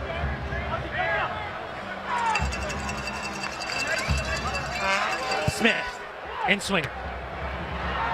Initially cleared by Sananiasi. Montero goes down underneath the challenge of Bellucci. Casey. Cummings. And Casey Keller off his line. Big throw up over the top. And this battle of speed between Marvell Wynn and Steve Zakuani has been great. Two incredibly fast players. What a great outlet from Casey Keller. Yeah. Marvell Wynn coming all the way across, cutting that play out.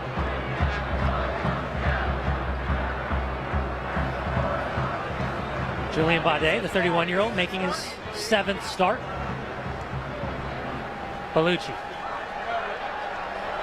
Ooh, that's unfortunate. And you saw a little bit of a pause. Mastroeni coming extremely deep in front of those back four. Gary Smith likes them at certain times in the game to get right and sit like a libero in front of those back four and control the tempo, just to slow down Seattle a little bit.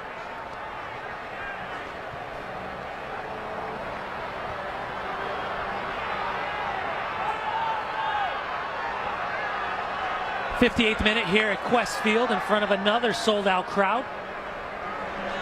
Steve Zakuani, his goal in the 8th and 17th minute, giving the Seattle Sounders the 2-1 lead. Earls. Combination play, looking for Bellucci, cut out by Sturgis. Finds Freddie Montero. Takes a bump from Drew Moore.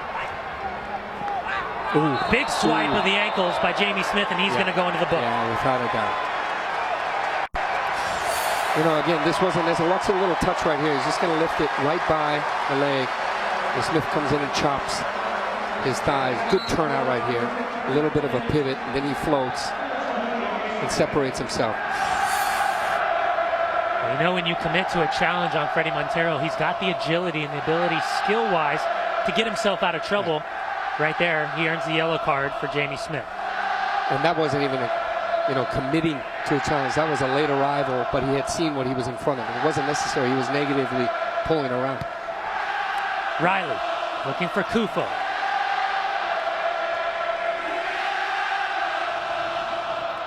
Alonso and Mastriani battle.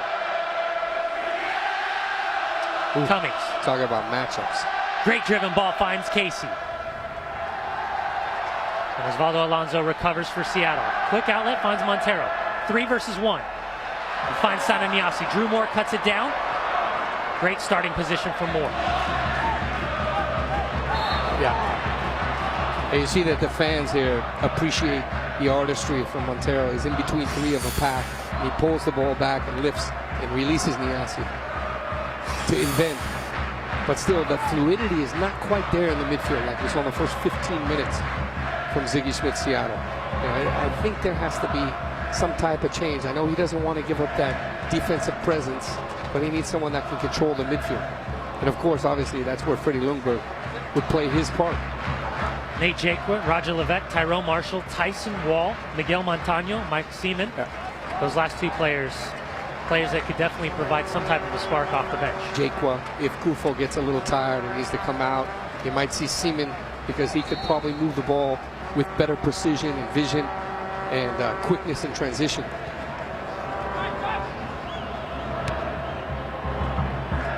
Oh.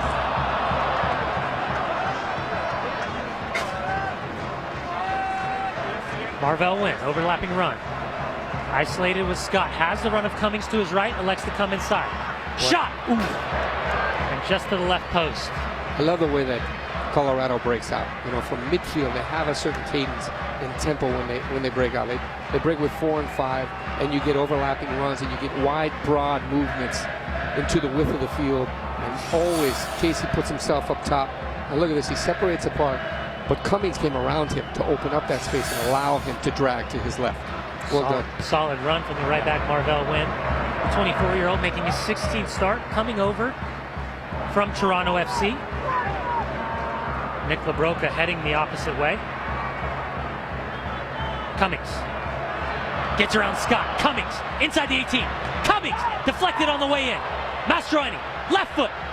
Little touch. Great save by Casey Keller. They thought there was a handball earlier, but it played through. And you see the second strike. This is where they thought it was a handball. Looked like Ianni. And Jamie Smith strikes. Mastroeni strikes right here. Boom. Jamie Smith, a little flip. Normally that goes in. Casey Keller read it perfectly. Fantastic reaction save from Casey Keller. Cummings in one-on-one. Cummings! Ooh! And you can tell by the reaction of Omar Cummings, he can't believe what just happened. Could have had his second goal of the night. What a great exchange right here. In between 3 or 4, there's the pack. Lateral ball. Mehdi Bellucci falling back. Lifts it with perfect precision. An excellent weight. All he's got to do is slide it under. He elects to hit that with his laces. Yeah. Leaning back, you can tell he maybe kind of got caught in double mindset. Do I just place it? Exactly. Casey Keller's slowly closing off his line, but doing just enough. Huge opportunity for Colorado Rapids to level the scoreline. And I don't think that's one to bury, as you say, with the laces right there. I mean, the ball is bouncing. And you think about that goal, Alessandro Pato's first goal with Milan, how he played it under. Yeah. That's what I thought we were going to see. Give credit to Mehdi Bellucci. That's such a great ball behind him, lifting it into space. One of the best 1-2s we've seen in a while in the area. Of course, you got to think of David Ferreira, the one that he scored a few weeks back with Dallas as well. Very similar. Colorado Rapids having the opportunity with 3 points tonight to go level with FC Dallas. FC Dallas sitting on 26 points. Challenge from Riley, deflects, and it should be a goal kick for Seattle, and it is. Yeah, you can see that both of these players were committed to the tackle. That's great sportsmanship between Smith and Riley. A little tap on the behind. Zakuani switched with Sananiasi once again. Now he's on the near side. Cuts inside of Earls. Mascherano recovers. Back to Kufo. Kufo finds Sturgis. Keeps possession. Montero. Little cut inside. Kufo. Good step by Bade. And another awkward clearance. Julian Bade does the job there.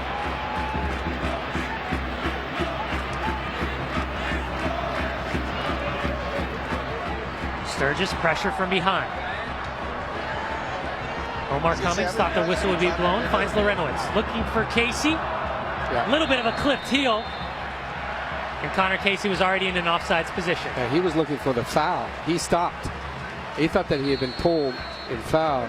But give credit to Mehdi Bellucci, putting the right resistance. And one of the things Gary Smith is thinking about, he wants to sustain. Obviously, he's chasing the game, but he's got an energy that he's brought with Colorado in this game. He's got to maintain that. Well, we see the change. Danny Earls is out. Kazuki Kimura, he will replace him. Jamie Smith comes out as Claudio Lopez. El Piojo will come in. What a player. And many people had anticipated that Piojo Lopez might start.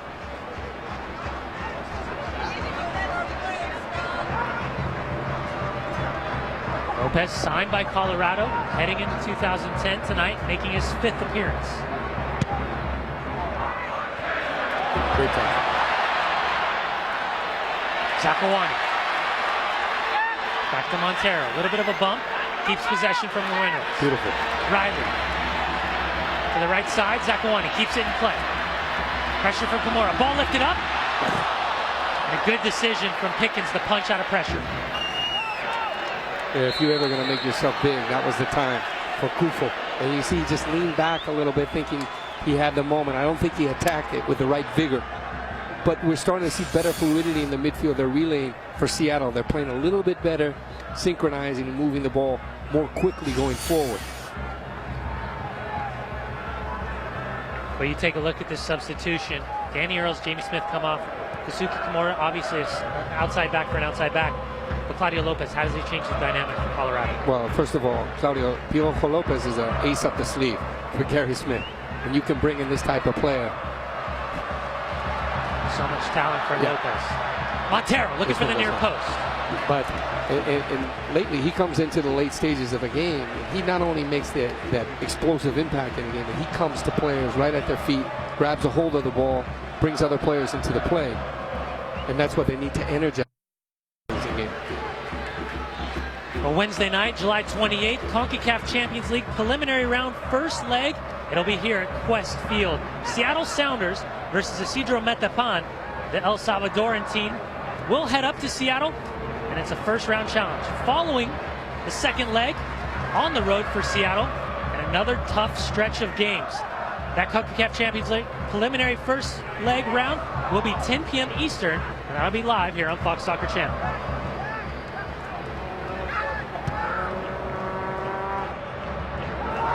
Mistake in the back, Cummings. Isolated with Yanni. Cummings, little cutback. Shouts for a handball. Cummings, ball still in play. Cummings has help. Back to Kimura. Bellucci. Lorenowitz. Deflected on the way in from Alonso. Mehdi Bellucci is screaming at Yadier Reyes. He wants a handball. Alonso, time and space in front of him. He has Riley to his right. Riley cuts back in, back to Alonso. Montero isolated with Moore. Riley in behind. James Riley across the box and into the hands of Pickens. Unfortunately, you see what he wanted to do. Now it's really starting to open up now. What a surge on the left side from Cummings. And Mehdi Bellucci maybe at that time was a little too early to go to the referee because he was in a position where he could have made a difference. Looked like Mehdi Bellucci actually thought that ball had gone out of play when he initially turned. Had that on-running conversation with our referee Yadier Reyes, as Nate Jakwa looked to be the first substitution for Ziggy Schmidt. Jakwa will be making just his 4th appearance of 2010. Coming off 9 goals, 7 assists last year.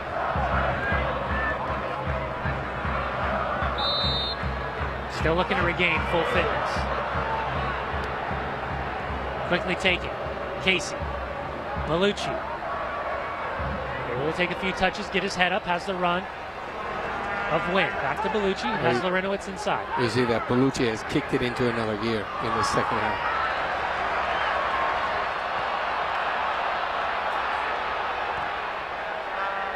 Mastrani. Lopez. 36-year-old looking to whip that ball in, deflected.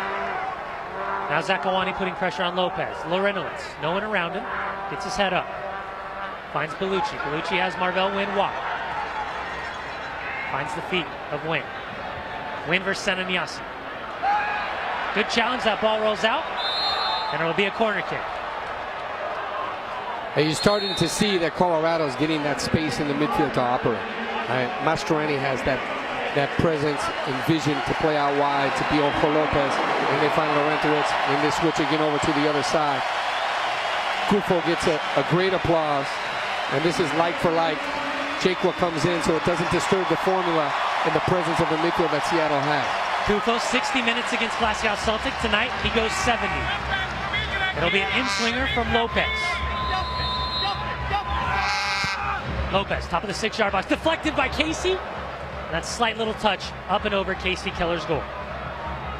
He's been tormenting the central defense of Seattle. And you see their fans are fantastic.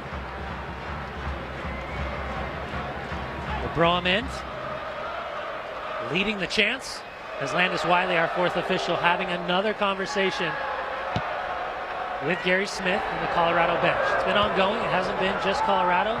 Ziggy Schmitz hasn't been afraid to put a few words in as well. Win with Montero. Clears the pressure, finds the chest of Lopez.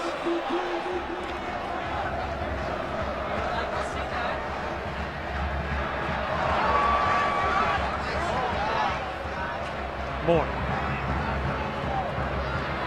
Mastrani has Larentowicz. Pressure from Zakuani behind. Ball up over the top. No. And Omar Cummings in an offside position. And you see the frustration of Piojo Lopez. He's just 5-10 yards away from Larentowicz. He goes, that one you got to give to my feet. Lopez spending 2008 and 2009 with Kansas City Wizards. 57 appearances, 13 goals. Ziggy Schmitz already used 1 substitute. Looks like he's wearing the lighter scarf tonight. It's a little bit warmer. Yeah. Fantastic weather up here in Seattle, Washington. We've seen him wear the heavy ones in the humidity, too.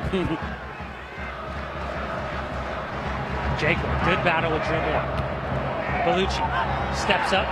Colorado recovers. Lopez into space. I love it. They're getting the looks, and they're breaking out of midfield. Claudio Lopez, 58 appearances for Argentina, 14 goals. So much talent, so much ability. Doesn't have the legs. But as you can see with that last little touch, he's not afraid just to skip a ball in with that classic left foot.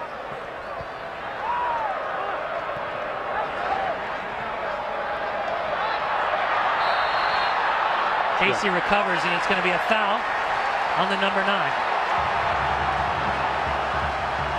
We've seen a lot of challenges, 50-50 scrums, especially in that midfield third, that can go either way. Without a doubt. And you see the intensity is elevated. The aggressiveness and the aggressive nature in the midfield to have that bite and second effort. I like what we've seen from Casey tonight. He plays a physical game, but he still has the technique and he has the agility. Mastroeni has to be said as well, has done tremendous work in the midfield. What he's done on both sides of the ball has been fantastic. Colorado with a couple games in hand. Just played 15 matches so far, while the Seattle Sounders have played 17 MLS matches. A U.S. Open Cup run to the semifinals. And now, starting with the CONCACAF Champions League. The playoff round, first leg, Wednesday night against Metapan. If Seattle qualify for the group stages, a possible 27 matches before the MLS playoffs even start.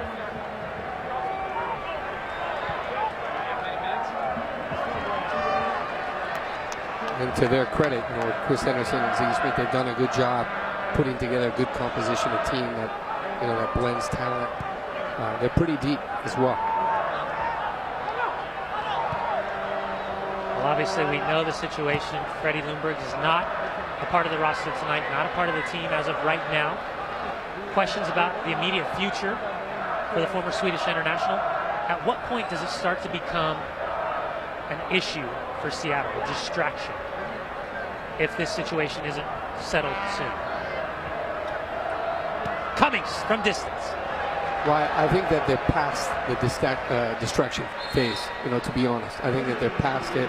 They're getting on with their business. They played 4 fantastic games where they're starting to put their foot forward as a team, and Freddie Ljungberg's looking at his options. And there's an opportunity that we talked about with Seaman.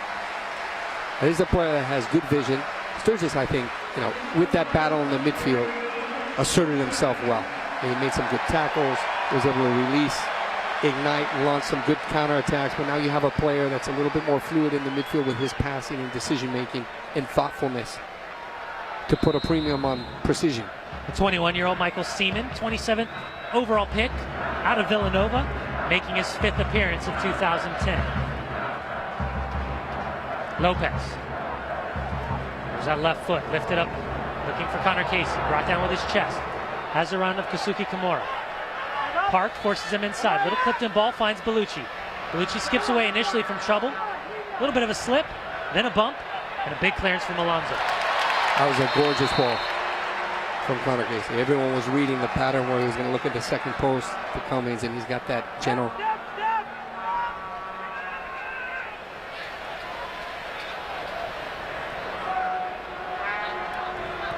Early touches. Seaman brings in Zach Scott. And if Zach Scott plays that ball a split second earlier, Nate Jaquist continues that run. Scott making just his second start. Leo Gonzalez, he is suspended due to yellow card accumulation. Ziggy Schmidt electing to go with Scott over Tyson Wall.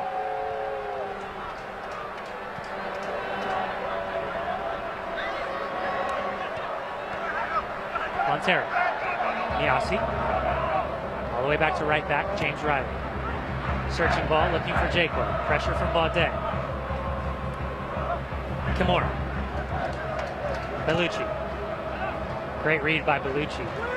Even better defending from Alonso as Pablo Mastroeni gives Alonso a little bump from behind. Yeah.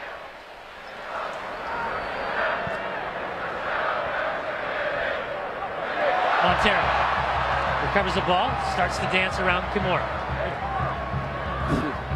Seaman finds the run of Niasi. Pressure from Larenowitz. Just enough for Colorado to recover as Kimura, the long clearance. Both teams looking to settle. I think Kimura is used to playing on the right side, so sometimes that happens when you play on the left. Final substitution of the night.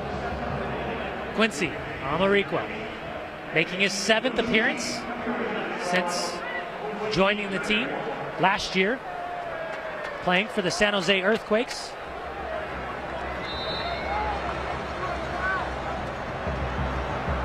Amarikwa injecting serious pace for Colorado. Seattle Sounders FC, green and blue. Colorado Rapids attacking from the right to your left. Burgundy tops, white shorts.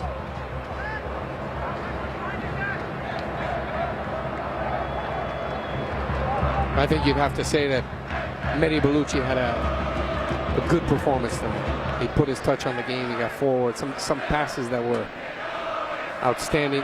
Great movement. The range of his work was a little bit broader than normal.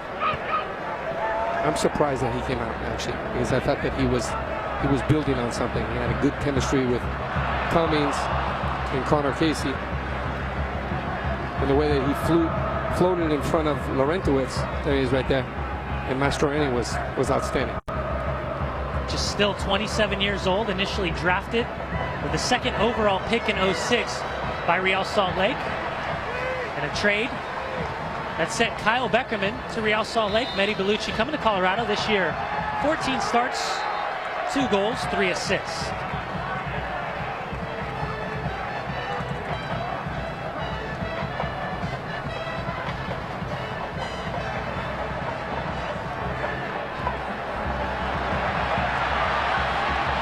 Jacob. 1-versus-1 with Moore. Moore gives him the right. Looks for Montero, cut out by Bade. Alonso recovers. Shot from distance into the hands of Pickens. Almost got away from him. Pickens recovers.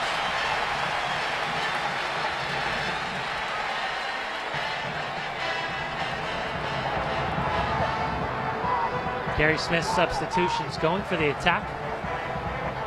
Amarikwa all the way at the point has Connor Casey to his left. That man, Omar Cummings, to his right. Lorenz at the turn. Good challenge from James Riley all the way back to Julian Bade. Left the ball looking for Casey. Able to bring it down, has Camora on the run. Lopez. Initial pressure from Riley. Casey recovers, pressure from Sananiasi. Beautiful, beautiful. Now you look at Casey, and it's like he's got, excuse me, Brian, that he's got eyes behind the back of his head, the way he angles that back into the feet of Piojo Lopez. Lopez looking for the run of Casey. Iani with a good header.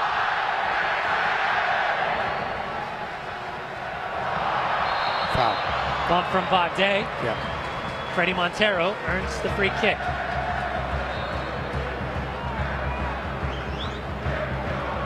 Right. Roger Levesque set to come in for the Seattle Sounders. That man, Freddie Montero, dealt with some heavy challenges over the course of the 80 minutes here at Qwest Field.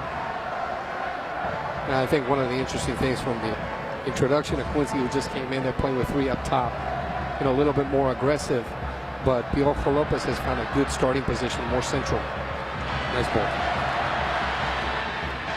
Niasi, and swinger into the hands of Pickens. Seaman recovers and finally cleared out of pressure by Julian Bade.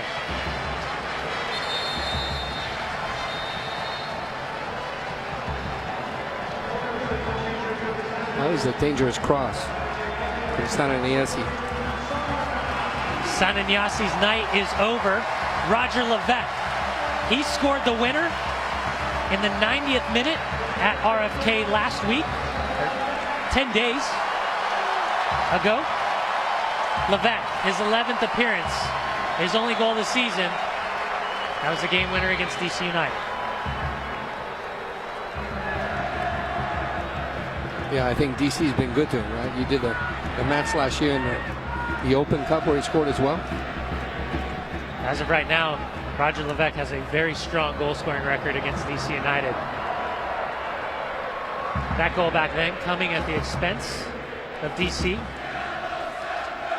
as the Seattle Sounders took the 2009 Open Cup championship at RFK Stadium. I like the way that Seattle's trying to conclude this game. They're trying to defend by attacking, looking for the 3rd goal. And that's important. The tactical adjustments that Gary Smith's made, you can tell he's looking to put his team in a situation where they get a little bit more of the attack, starting their formation flat back 4. Mastroeni Lorenowitz sitting in front, and giving the freedom of guys like Cummings, Jamie Smith to attack. But now Connor Casey has a lot of help up top. Well, you see after that first 15 minutes that they solved it, they settled in, really never looked back. It's been a difficult proposition for Seattle, the way that Colorado has played this game. They played it well. You have to give them credit. 83rd minute here at Qwest Field. The Seattle Sounders up 2-1 over the Colorado Rapids. That's what Jacob gives you, right there. We didn't see this earlier. Kufo's got a bit of that ability, but he is just a handful. He can torment you with his body position. And he sends Drew Moore about 3-4 yards off when they make contact. Nate Jaquez, 6'4", big body, long wingspan, not afraid to dig in. Drew Moore having a solid night. The number 3 center back for Colorado. Zakawani, our goal scorer, looking for his 3rd. Zakawani down underneath the challenge from Marvell Wynn. He stays down at the top of the 18-yard box on the far side. Still down. Montero into the chest of Pickens. Zakawani finally up, slowly jogging back.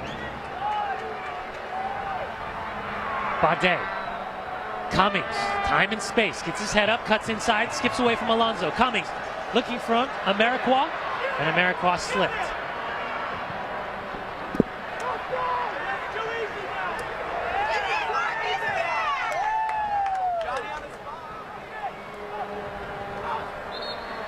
Gary Smith still making adjustments, letting Kazuki Kimura know that he's got to stick inside. As of right now, Fredy Montero completely unmarked at the 50-yard line. Dangerous play from Connor Casey. There'll be a free kick across the back line for Casey Keller. Steve Zakawani, the 22-year-old, getting his goal in the 8th minute. Omar Cummings responding just a minute later. A left-footed blast at the top of the 18-yard box, beating that man. Casey Keller in the 9th minute. And then it was Zakawani, 17th minute, getting his 7th goal of 2010 and giving Seattle Sounders the lead 2-1, looking for their 4th win at home this year. Jaqua battles through Kimura. Good reactions from Kazuki Kimura. Knocked that back out. 36,333 here at Qwest Field, the 26th straight sold-out match. Cummings, Scott, timely challenge. Wynn recovers. Lopez all the way back to Larentowicz, back to Lopez. Now he takes that snapshot right here. Amarikwa. Cummings. Scott goes down to close it down. Deflected on the way in, top of the 18-yard box. You got to have better delivery from that point, particularly when you work the way that they did in the midfield to get to that area.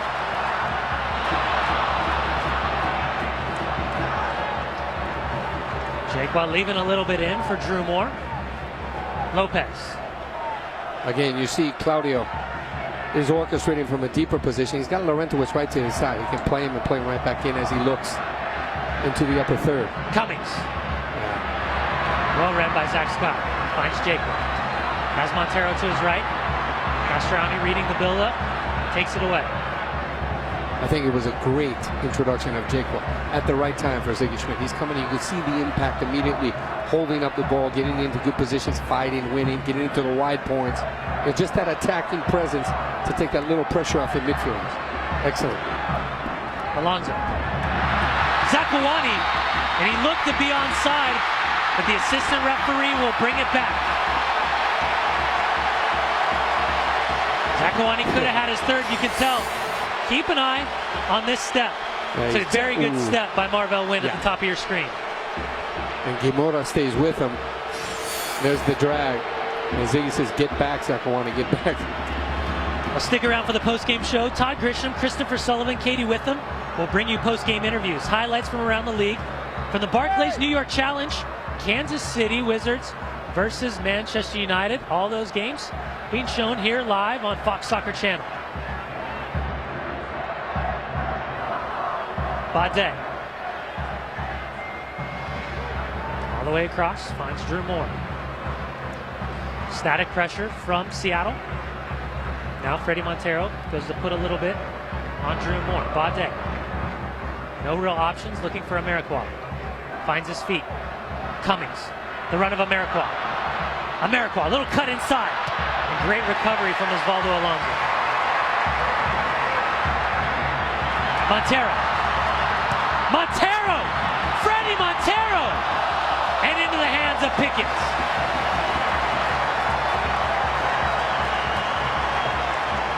$36,333. Love that idea. Amarikwa just pushing his headed wide.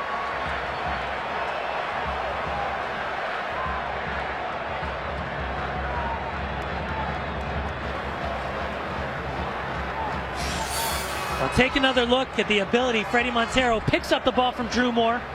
It's audacious, but it's on target. If he gets another 5 yards on that, you got to think he's got an opportunity to beat Matt Pickens.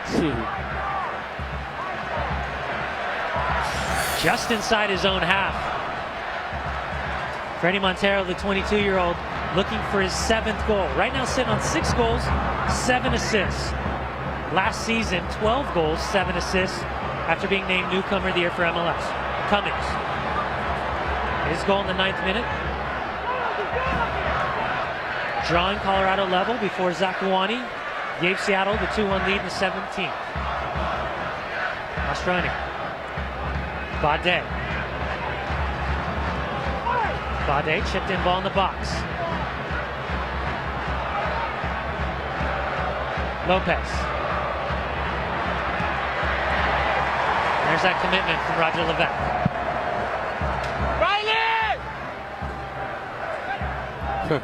And you can hear Fredy Montero saying, Riley, play up above. Because he's isolated in between three. At this point, Ziggy wants to be secure in the midfield and try to manage the rest of the match. It's a good position for Zakuani.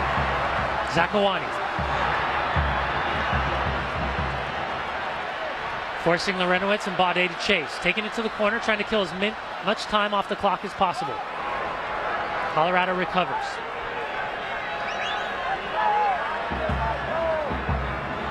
Marvell Wynn with the run. Good read from Alonso, and the speed from Marvell Wynn earns the foul for Colorado.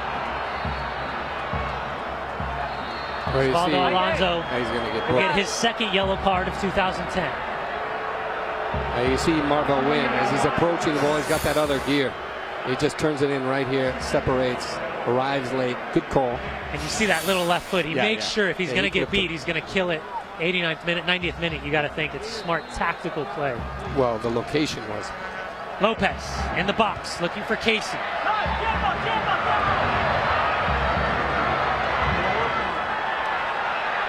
Now this is the right player that you want with the ball on his foot right here. And at this point, you got to keep your eye on Piojo Lopez. And the way he sits in front, he's got that ability to play a 40, 50-yard ball to Casey. No, poor touch. 3 minutes of added extra time, indicated by our fourth official, Landis Wiley.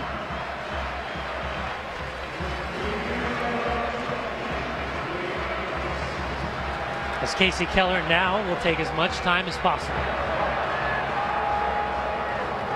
And you see Ziggy Schmidt giving the indications, trying to keep the spirit, keep the energy going from Seattle. And really, the story here, Brian, was in the first 20 minutes, Seattle was fantastic.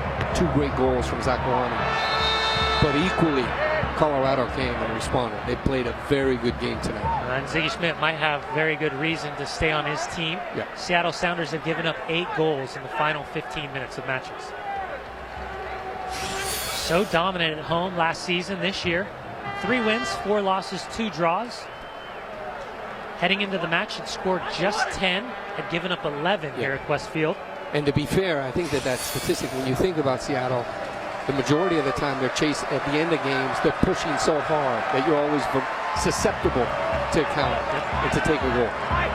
Taking risks, much like we see Gary Smith at this point. Yeah.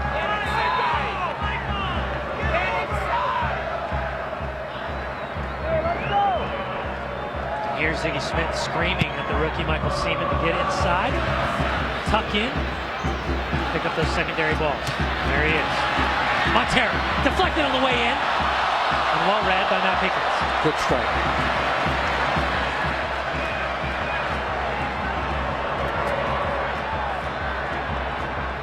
That's the one I was talking about with Claudio, where he picks up in a deep position. It looks like Cummings had dropped off a little bit. You know, he did so much running in the first 45 that you can see that he was taxed. And then a little bit of your coordination and agility goes with that. Drew Moore, top of the 18-yard box, closed down by Zakuani. Left foot. Connor Casey got in a dangerous position. Looked to be a little head-to-head collision. Looked like they hit, and there's blood. As you can see, this one is bad. Ooh, you hope they're okay. And you can just see both of them, and particularly Connor Casey, had his feet down, so he was well planted. He knew what he wanted to do. He snaps that, and they come in together. This one was a hard knock. Great ball in, and now look at his position. He gets, ooh.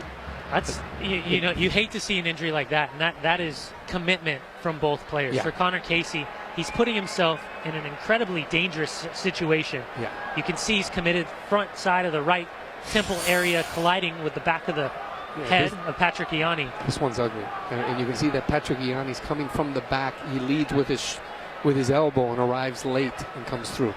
Patrick Ianni committing to the challenge.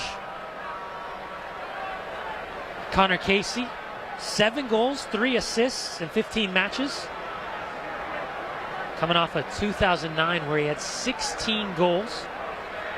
You just pray that he's okay, because this is the way you don't like to end the game.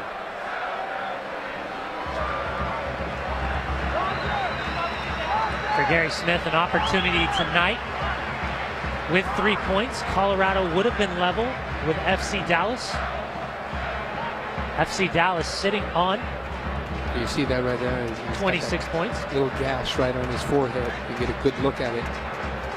Gary Smith, and I know that he's frustrated, but his team is, you can see that this is a team that can, and you don't like to come up against them. Sitting on 23 points, if Seattle comes through with 3 tonight, but Colorado has 2 in hand. These 2 teams are going to be fighting for a playoffs spot at the end of the year. When you look at the teams above Colorado at this stage, you got the LA Galaxy, runaway leaders in the West. They start CONCACAF Champions League.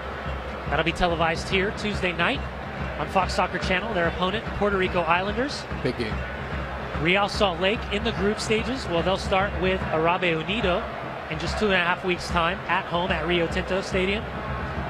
And then the Seattle Sounders. So the opportunity in the Western Conference, you got to look at it and say, if those 3 teams make the group stages of CONCACAF Champions League, as we've seen the last couple seasons, how difficult life can be for the Houston Dynamos, the Columbus Crews, the DC Uniteds, Toronto FCs.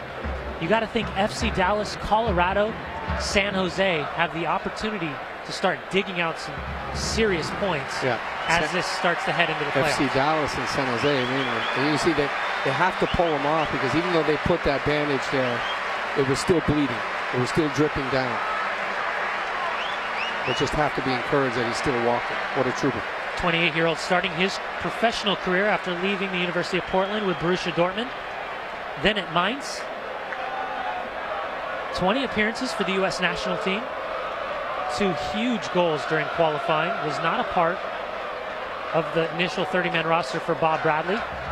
But picked up where he left off in 2009, those 16 goals so far this year. 17 goals in 7 goals in 15 matches. He's been amazing. Give credit to Fernando Clavijo, who brought him to Colorado and believed in him. When he had first arrived, the knees weren't good. He didn't have the mobility that we've seen in the last year and a half, but he's really asserted himself well, and the quality has come through. And he played 2 matches for Toronto FC up on the artificial surface at BMO before being traded to the Colorado Rapids and the grass confines at Dick's Sporting Goods Park. Connor Casey with the goal kick. Seattle leading Colorado, heading into the 7th minute of added extra time. Connor Casey slowly making his way to the locker room. No more substitutions left for Gary Smith. Waiting for our referee, Yadier Reyes, to blow this ball into play. Interesting to see. There was initially 3 minutes. Casey going down at about the 1.5 mark.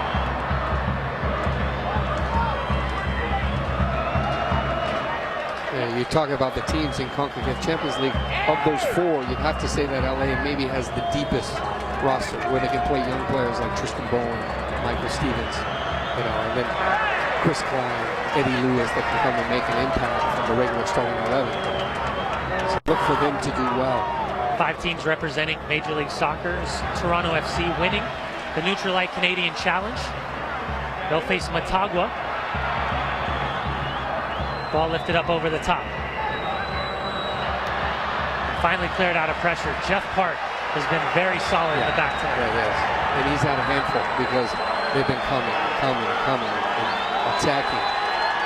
36,000 plus here at Quest Field. Want the referee to blow the whistle. Ball lifted into the box. Initially cleared. Omar Cummings looks to play in. Kimura, that ball cleared. Our referee has not reached for his whistle yet. Great choice. Zakawani into space, and that's it. Yadier Reyes blows the whistle. The Seattle Sounders getting their 4th win at home in 2010.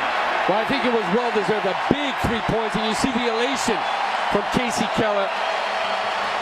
They get the monkey off the back, and they knew it was difficult. You have to give credit again to Colorado playing with big resistance, great response, and made a fantastic game tonight. Outstanding. 2 goals from Steve Zakuani in the 8th and 17th minute is the difference. Seattle Sounders, the 2-1 win over Western Conference rival Colorado Rapids. We'll have plenty more. Stick back with us here on Fox Soccer Channel.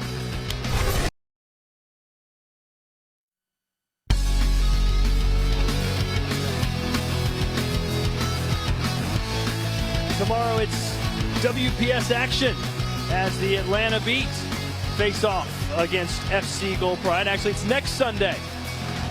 Marta and the first place Gold Pride versus the brand new Atlanta Beat. Sunday, 5 p.m. Eastern Time. It's time for our Clinton play of the game. We know it's going to be a Zakuani goal, right? Well, which one do we choose? We're going to go with the first one, as Zakuani with the fortuitous bounce off the post and off the bat, or off the back of Matt Pickens' head. And that would be the first of 2 goals for Steve Zakuani. Nearly had his hat trick in the second half, but it was not to be. But the Sounders fans do not care, as Seattle wins for only the 6th time this season. They improved to 4-4-2 here at Qwest Field. They want to make this place a fortress. Last year it seemed they did a better job than this year, but they got to win tonight. They got to win last week at DC United. So things looking up here for the Sounders. Let's send it downstairs now to the hero of the game, Steve Zakuani, standing by with Katie Witham. Well, Steve, I know you're tired right now because this game, wow, a track meet most of the time, but Seattle's first win since June 5th here in Qwest Field, and your first win this season against a Western Conference opponent. How did you get it done tonight? We played as a team. I think as a team we fought. You know, Colorado played a good game. They had more possession, but we worked really hard. Everybody fought for the ball, and we got the 2 goals, you know, so it was a good win. And you yourself, almost a hat trick. You came up with 2 goals tonight, 7 now on the season. Offensively, what was working for you? I just took my chances. I didn't have my best game, I don't think, but I think I took my chances and put them away. And I thought I had a third one there, but they called me offside, so it wasn't to be. Well, you guys have quite a bit of games coming up here. Your next one at San Jose. What do you take from this one that you can build upon for next week? For sure. Colorado beat us early in the season. We've won now, and San Jose beat us here. So now we need to go there and get a win. So 2 wins in a row, that's good. But we have a Champions League game first on Wednesday, so we've got to focus on that. All right, hey, congratulations. Good job tonight. Todd. Steve Zakuani, last year's #1 overall draft pick, certainly paying dividends for the Seattle Sounders. When we return, highlights from around the league. Sounders win 2-1.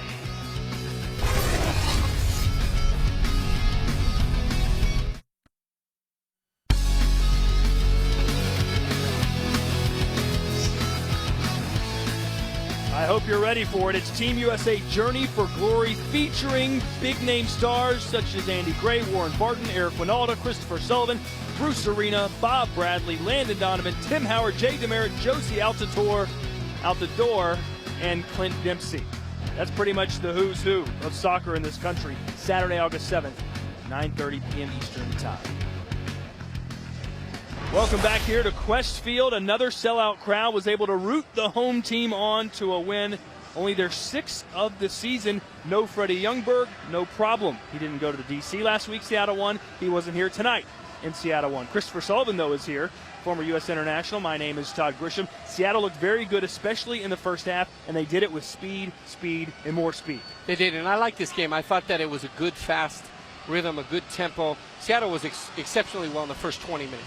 But I love the way that Colorado responded. I mean, that quick goal from Omar Cummings was fantastic. And you can say that the midfield was solidified.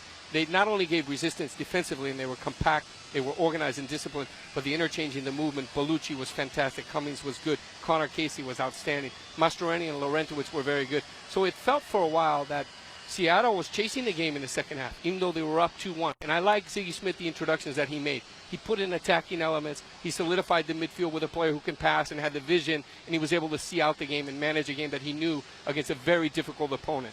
You mentioned Omar Cummings had a good game. He could have had a great game had he put in that opportunity. We'll show you that one in just a minute. Let's jump in to our Panasonic game shots from this game, and it was Seattle that struck early. 8th minute, ladies and gentlemen. Well, what I like about this goal is you see the improvisation, but also the reaction right here. Zakuani has a presence of mind to pull away from the three instead of going to the pack, and he releases under his body with almost no backspin. Watch how he hits this right here. He pounces, moves away, boom. And there's the surprise element. He gets Pickens, kisses off the bar, 1-0, they're up. And almost immediately, Cummings comes back. Watch the drag move, one-on-one, slaloms over to his left, and strikes a wonder goal. Fantastic, 10 out of 10 points. So Omar Cummings scores the very difficult goal, the easier one a little later on. He blew it, but take nothing away from that strike. Then later, 17th minute, again, it's Steve Zakuani, but nice work from Niasse. Without a doubt, fantastic orchestration with the chip over the top right here from Fredy Montero. And you see the three together. The trio talento. Zakuani at the end finishes, pounces again, and puts himself in a great position. And look at Cummings here. Mehdi Bellucci falling back, dips, gives him caviar on a plate, but instead of playing below, he strikes above. Sometimes forwards don't want that much time. It's like a three-point specialist. He wants a hand in his face. But Cummings thought about it perhaps a little too much, sent it over the bar, and Seattle with the win here at home tonight, 2-1. Let's send it down to Katie Witham, who's standing by with Colorado's head man. Well, Coach, I know this is not the result you were hoping for today, but first half you were feeling pretty good with the team. Overall thoughts on the second half, though, for Colorado's play? I thought after putting ourselves behind the 8 ball, we performed very well in the second period. Omar's opportunity, which was the clearest cut of our chances, needs to be finished off, and maybe a different story. But I can't praise the guys enough for their attitude and endeavour in the second half. We played some nice football away from home and behind. I thought we took some nice control of the game. Sitting right now, middle of the pack in the Western Conference. Tonight was the first of 3 Western Conference games coming up for you. What do you take from this one that will help with those? Well, I thought our performance overall was better than last week. The reality is we don't want to lose anywhere, and it was a very tough game tonight. Gives Seattle a little bit of a lift. However, our home form's going to be the key, and you know, really hold the key to where we go and where we finish. And next week and the Dallas, week after San Jose, are going to be very, very important games now. And you know, to get back on a winning road somehow, some way, after playing well, is going to be important to us. Coach, thank you. We appreciate your time. No problem. Let's talk about the contribution of Connor Casey. We'll do that right after this television timeout. Some more player interviews coming up next. Sounders winning at home 2-1.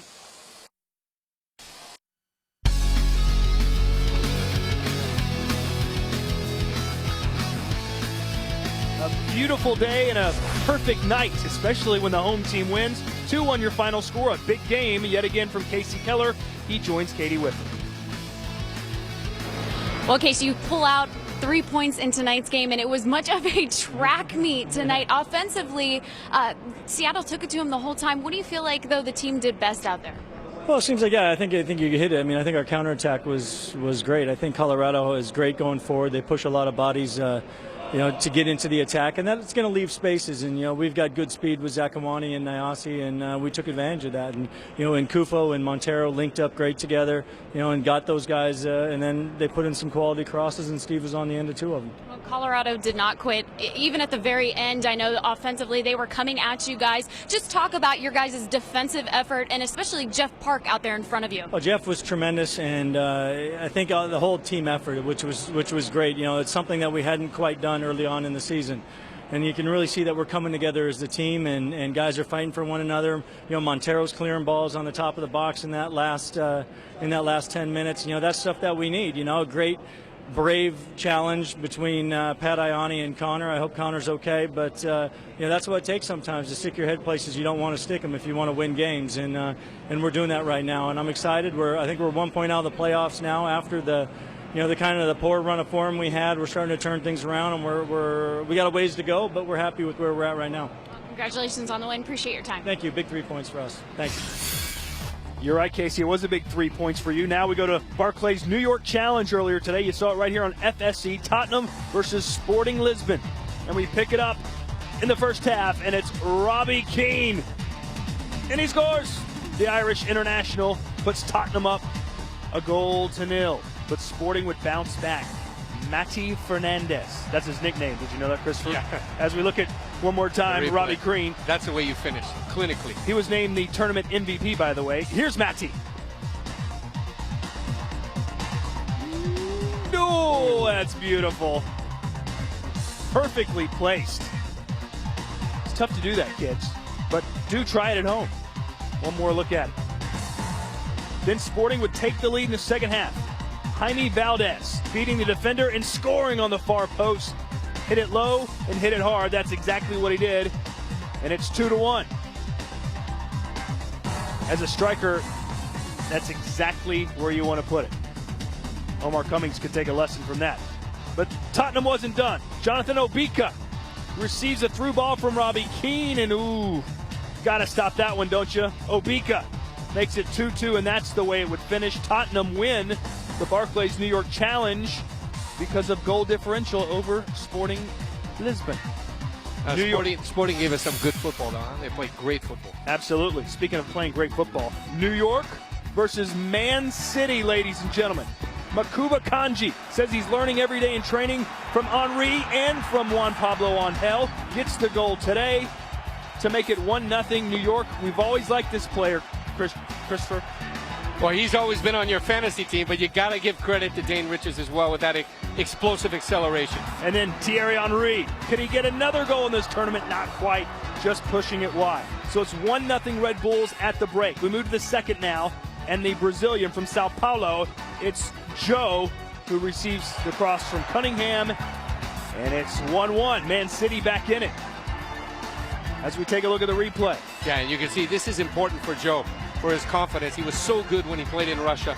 A lot of money, I think 30+ million coming over. Roberto Mancini who brings him back, so important goal. He was good at Corinthians as well. Later, Dane Richards, perhaps the goal of the tournament from the Jamaican.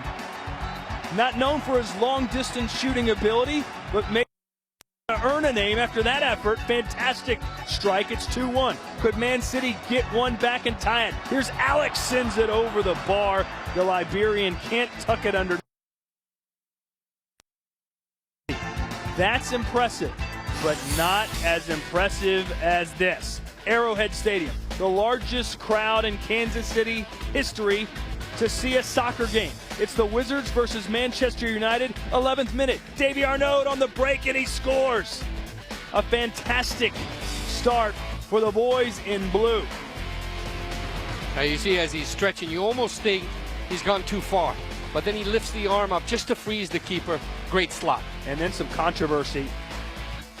Jimmy Conrad with the foul. Yes, it's a foul, right? But a red card in a friendly, the largest crowd ever to see a game. Do you really want to pull out the red? Well, it's done. And Dimitar Berbatov with the cool, calm, collective penalty. It's 1-1. But 10 men Kansas City wouldn't go away. Kai Kamara with the goal, although it didn't cross the line, Christopher. More controversy. Don't tell me. It didn't cross the line. Watch again. Here's the proof. No. Ooh, we need that goal line technology. We need it now. Maybe that was a makeup call. Who knows? Later, more from the Wizards. Jack Jewsbury with the shot. Alex Ferguson saying, what is going on here? It's very hot. Yes, it was hot. Could Man U get the equalizer? Not quite. Kansas City beats Manchester United. Wait till they get to Houston. He's talking about heat. Well, it's at Reliance Stadium. I'm sure they'll close the roof for that. Right. So Man City and Man United go down to two MLS teams. Hip, hip, hooray. God bless America.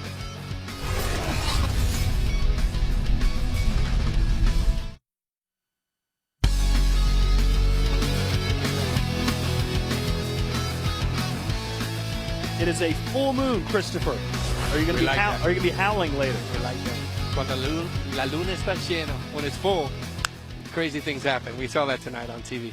Well, nothing too crazy happened here except for a fantastic game. Seattle knocking off Colorado. Next up for the Sounders in league play, they'll be traveling to San Jose next Saturday. The Rapids face off against FC Dallas. As for us here on Fox Soccer Channel, plenty of action, including CONCACAF Champions League. Canada's representative, Toronto, faces off against Motagua on Tuesday. And then later that night, it's the Galaxy and the Puerto Rico Islanders. Big game. And the Sounders will face Metapan here Wednesday night. Are the Sounders going to win that game? At home? Yes. I think so. I think so. It's Isidro Metapan, I think they'll win at home. It's 16 teams right now, home and away series to knock it down to 8.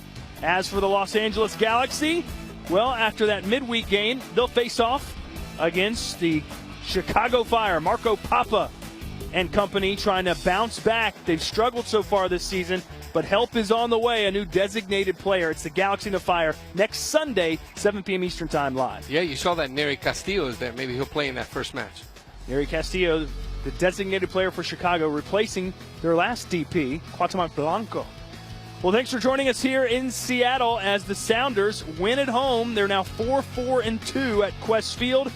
22 points on the season. They're trying to inch their way back into playoff contention. As for the Rapids, they fall to 6-5-5.